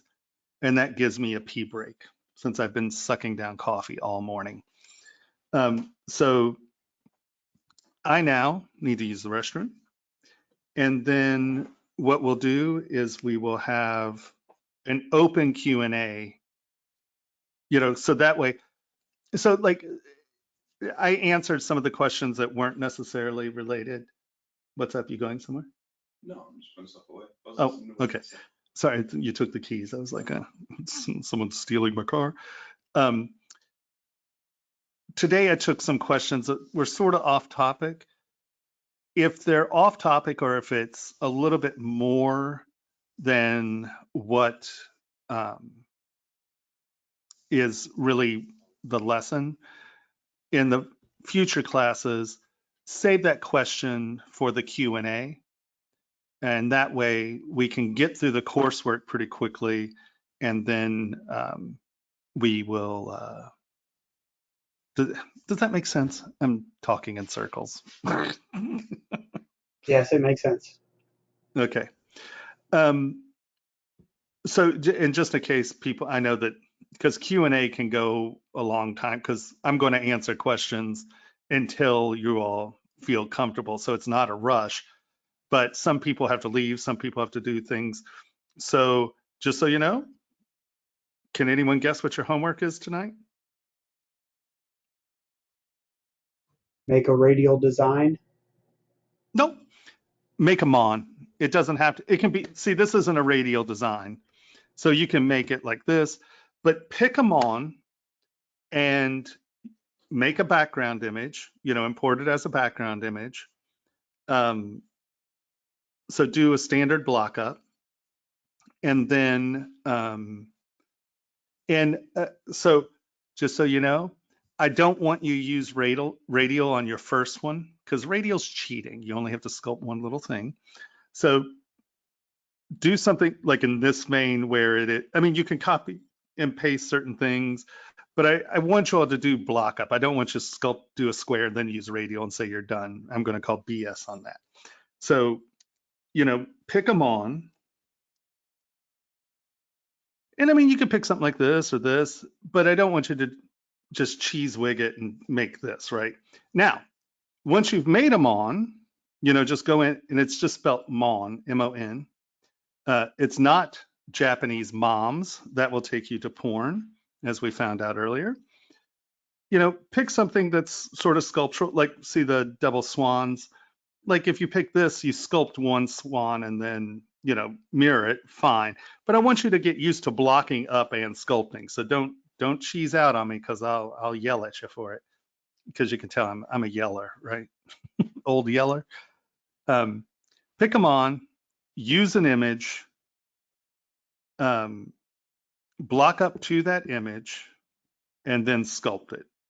If you want to play with radial, feel free to do that for the second one, right? And it doesn't have to be round. You could, like this one, that's close enough to a mon. That's not actually a mon, but I want it to have a frame, and I want it to be, so like for this, technically this could be the frame, right? I'm not saying you didn't have to put some lurky gunky frame around it. And in critiques, we'll go over them, and then I'll point out some of the issues that you then, after it's done, will have to think about where thin parts are, how they're joining. We'll discuss that in the crit. You don't have to be super stressed about that. I just want something that's aesthetically thought out, that's been blocked up from a quad model, and then sculpt it on. Then you can fiddle around and play with the radial stuff and all of that, because the radial's fast, you know, so I don't want anyone cheesing out on their homework. Okay, we'll have Q&A in a second. I just need to pee. I'll be right back. Sorry, rattled me. I've been sucking down coffee. Oh yeah. Oh.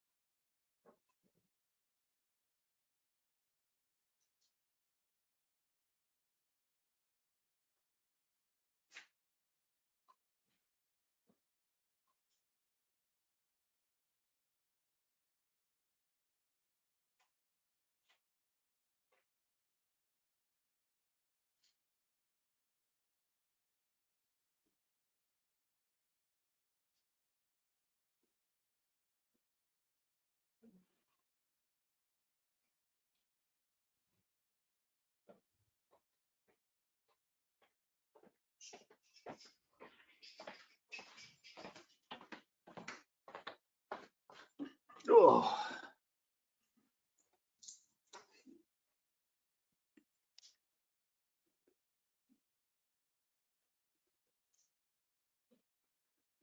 All right.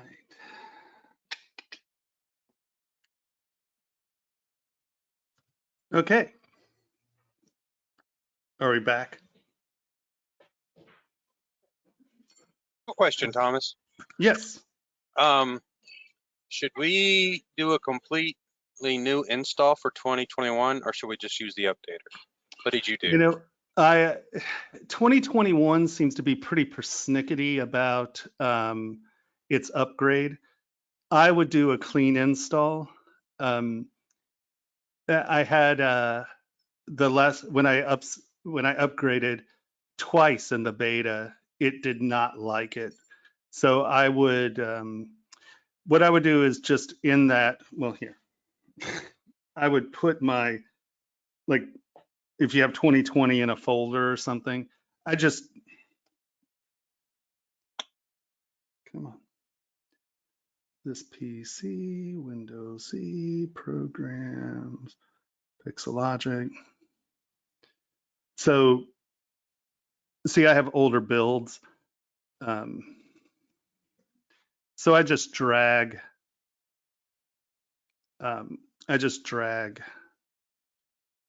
the 2020 folder into an older build and install, and that way it'll install over.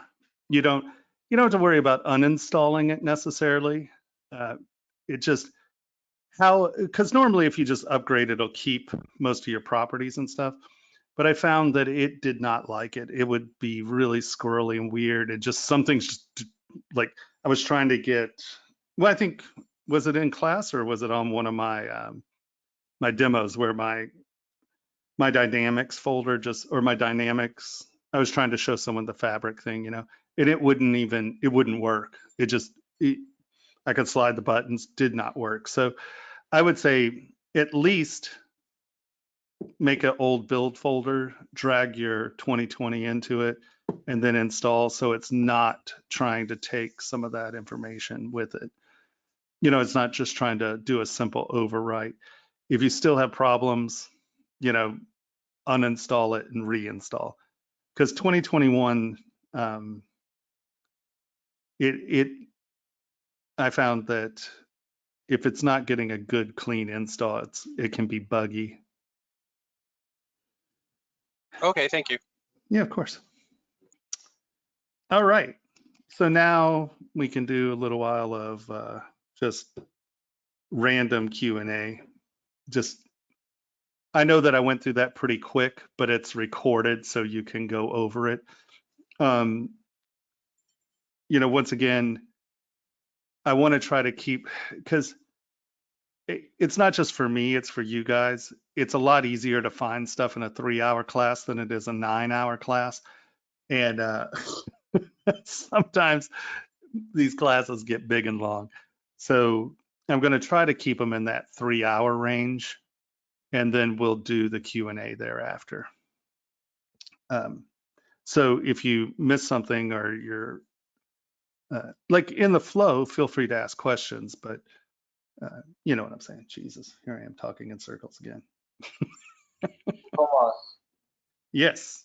how do we submit the homework? What kind of file format do you want, and how should we name it? How do you, so just for the homework, what I want, put your name first, right? So when I import the thing, I can see names here. Yeah. And then just save it as ZTL so I can bring them all into one thing. Because if you do projects, I'm stuck looking at your environment and your colors and your, I'm sorry, this is my class. I want it in my world. So save them as ZTLs. And also, when the critique session is on Friday? Yeah. Okay. At 11.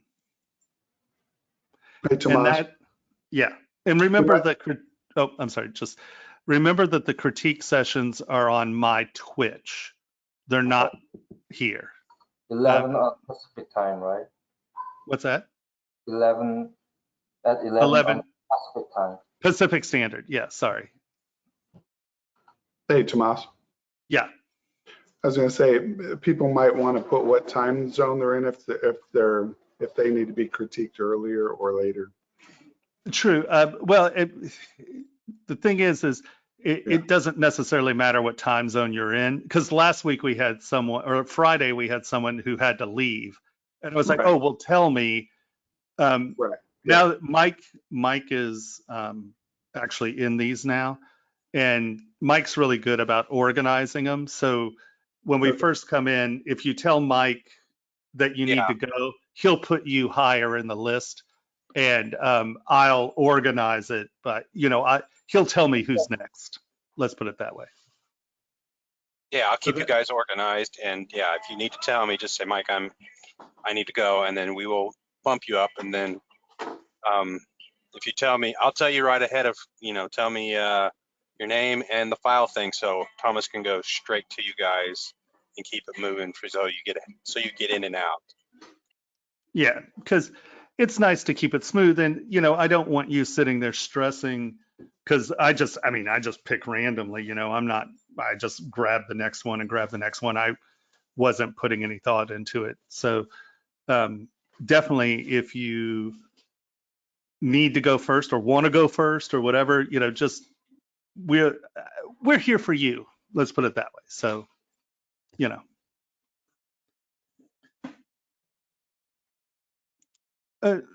no, Henry, we're still here. It's just, I don't know, people may be in Discord. Oh, that's the other thing. The Discord link. So on Twitch, they don't have,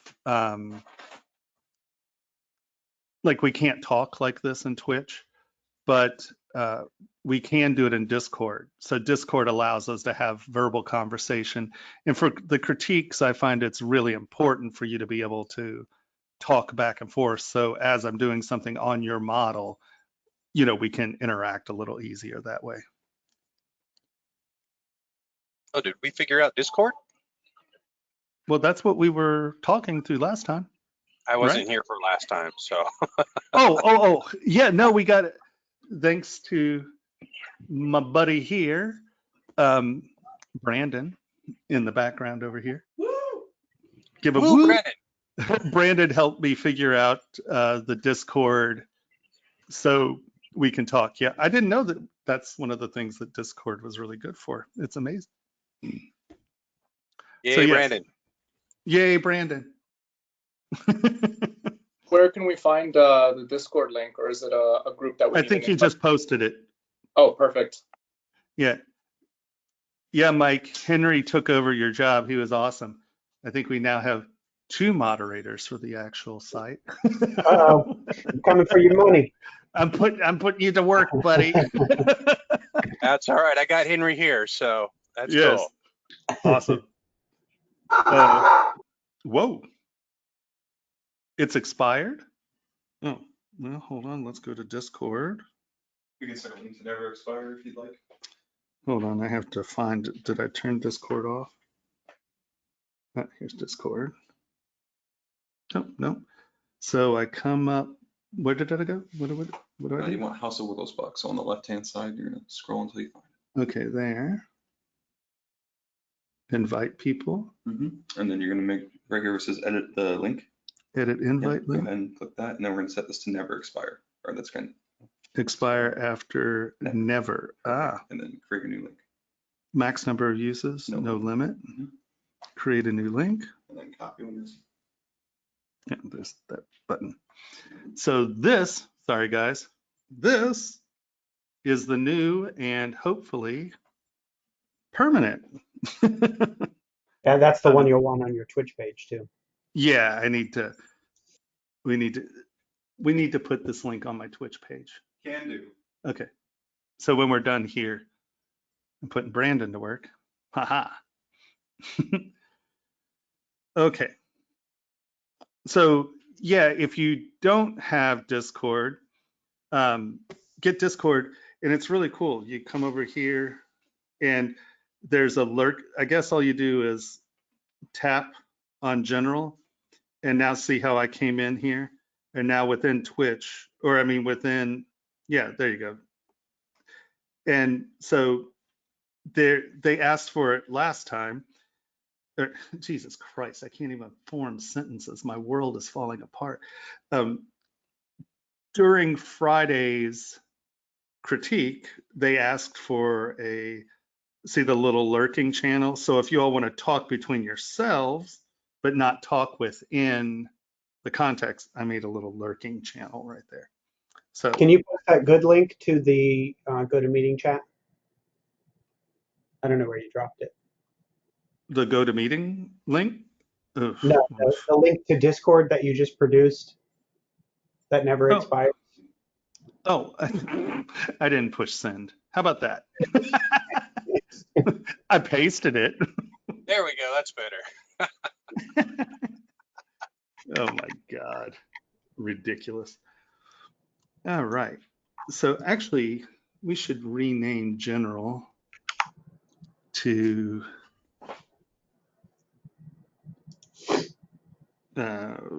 live chat. How should I frame? What's Moss's Cafe. Yeah, nice and general. It's really smooth. Oh yeah, that's me. You can go. I'm definitely smooth jazz. Kenny G all the way right here, baby. I don't know if yeah. Oh God, see, I hate naming things and shit like that. Call it Freddie. I don't know. Just send it. Bill. Well, no, instead of general, I know. well, it's not general, it's Lieutenant. the active chat. So I would put okay. critique chat, Okay, you know. there we go. like class critique chat or something like that, or Lieutenant is pretty good. No, that's a good point. We'll call that class crit room. How's that? Oh, fuck. I so suck at this. That's coom. Oh my God. I you'll quit. get there, man. Jesus Christ. Absurdity at its finest. Yeah, there we go. Woo! Just Mazel tov. absolutely fucktarded. My God. All right. Oh, look, Joe's streaming. He has 70 people in his room. Isn't that nice? Joe did that plugin that I was telling you guys about, So Much ZBrush. And I'll tell you, watching him stream is fun because a lot of his is more of a development stream. So he'll show as he's writing these programs and stuff. But every once in a while, he has a stream where he's like sculpting or something, and he'll have you name 2 bands, and he'll find the band, he'll come up with the band that's the mix of those 2.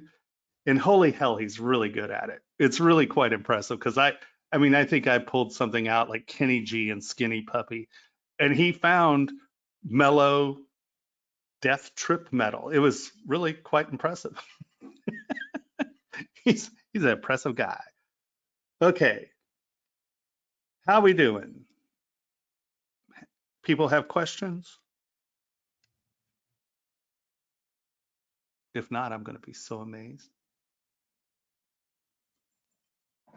I admit I have quite a few, but I've got a fundraiser, believe it or not, I got to get to by 5 Eastern time. So I'm about to have to cut out. Okay, but well, remember that I also will do general Q&As after the crits. So Okay. don't worry. And if you're in trouble and you can't figure anything out, just text me and I'll, Okay. often it's like push the blue button and you're like, oh, Yeah. wow, that was magic. So, Yeah, I stared at it the other night for like 2 hours and I knew it was like one button and I just couldn't find Yeah. it. I was like, don't hesitate to reach out to me. I mean, it might take me a little bit to get back to you, depending on what's going on. But most of the time I sit in front of my computer and do this for 18 hours a day. So taking a little break and helping you isn't going to kill me. Sweet. Thank you. Yeah, And of course. nice to see you all today. Enjoy. Thank you. Yes. Have a good fundraiser. Earn that money. I know it's Kentucky Derby is one of those things. So Oh, is the I guess Derby we gotta- today? We gotta get to derbified. At least there's bourbon involved. Right? Oh, Drink a mint big julep for me, man. Throwing the party, so I get to actually drink the bourbon and just be. Are you from Kentucky? No, but my friend who runs gardens. I'm on the coast of North Carolina, so Oh, okay. our friend who runs public gardens, like type of place where people go. Sure. He's from Kentucky, so I think that's Oh. what instigated Ritual Kentucky Derby fundraiser. This year they got clever though, and they made boxes because they Uh-huh. couldn't do a big party. So it's Yeah. like a derby party to go. You go pick up your box. I don't know. We'll see. It'll be interesting. Oh, that's going to be fascinating. Do you get mint julep? Do they pre-muddle That's your mint? You do Yeah. get ingredients for a mint julep. That's really what it's all about. It is Oh, I about want mint one of those juleps. now. That's the Derby. That, and you have to wear a hat if you're me. Yes, you have to put a big ugly hat. Put a big ugly hat on. So wish me luck.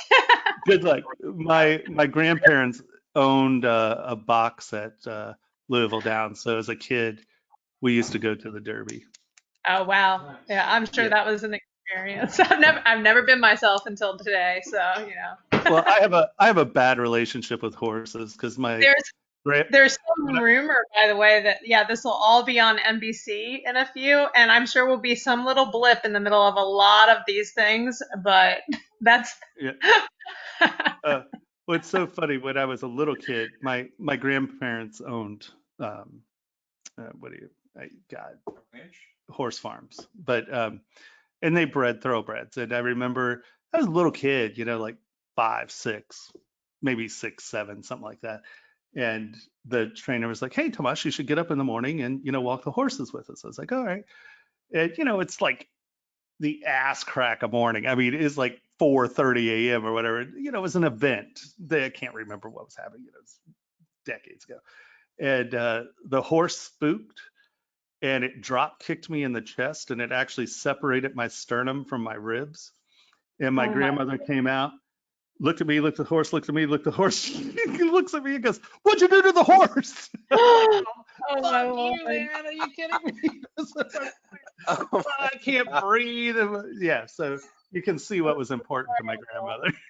So after that, I kind of have a hit or miss relationship with horses. I'm like, I really, Healthy respect and keep your distance situation. yeah, it's all cool. I've ridden them around. I'm like, great, you devil beast. They're as bad as chickens.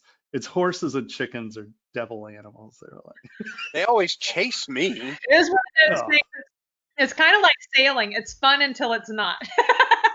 And then when it's not, it's when really it's not, bad. it's really not. Yeah, I It's know. really bad.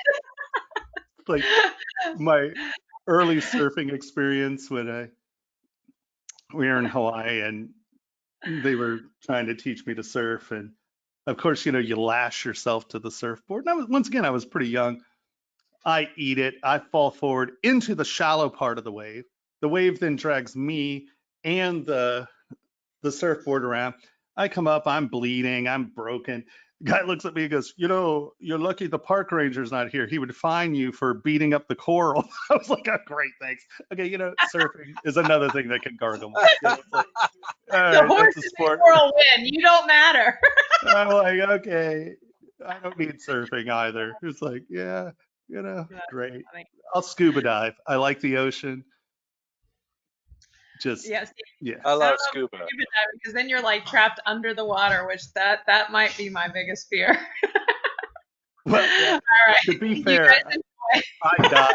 I was dead. I drowned because I was scuba diving in a cave and I pushed my tank off a ledge. So, yeah. Yeah. Yeah. But you know what? You get over it. It's fine. I'd do it again now. It was fine. It was my mistake, not the oceans, All right. Well, you guys enjoy the rest of your day. I look forward to the next go round. Have Indeed. fun. Get Have a a big good one. hat. Oh, I missed Tobias. Goodbye, Tobias. My bad. I'm like, yeah. I don't pay attention to chat. I suck at this game.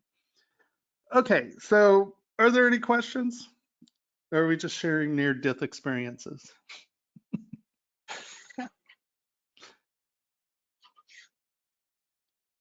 Wow, nobody's got any. I know, I'm impressed. Holy I think crap. I Man, shocked Sarah would- everyone.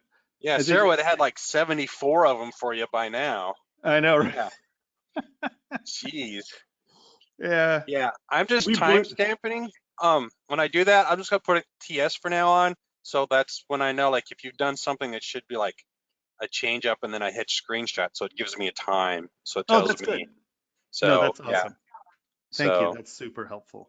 you're welcome. Yeah, that way. I mean, like, if you're staying like when you're doing just the outline, and then when you started on the leaf, I kind of tried to timestamp it there and Cool. took a screenshot, so it tells me. And then when you It gives us an idea of what it is and what's going on. No, that's yeah, great. so we'll get a better feel for it, and then that way I can go back into the recording and find the actual time, and then that'll tell Right. me, yeah, Yeah, no, so- that's yay team. yay team, right, yeah. Right? All right. Well, that's amazing. I mean, All right, and you've been recording, I've been You're- recording. and you've got a new. I can take it off the list. You have a new keyboard. Yes, it'll be here Thursday, I think. But I got an email from Das Keyboard, and I was like, okay, screw it. I don't care if I don't have a wireless keyboard.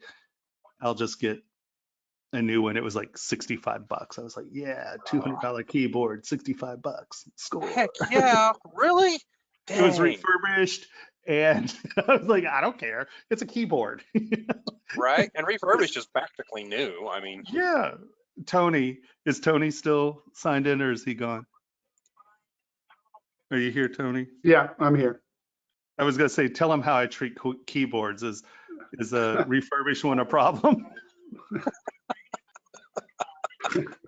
I was. No, you'll smash that one just like you would a brand Oh new. man. a brand Oh new no, one. this one has an aluminum frame, so I can't just shatter. He'll bend it. What's funny? Here. Let's stop recording. We don't need to be recording all this garbage. Shot render.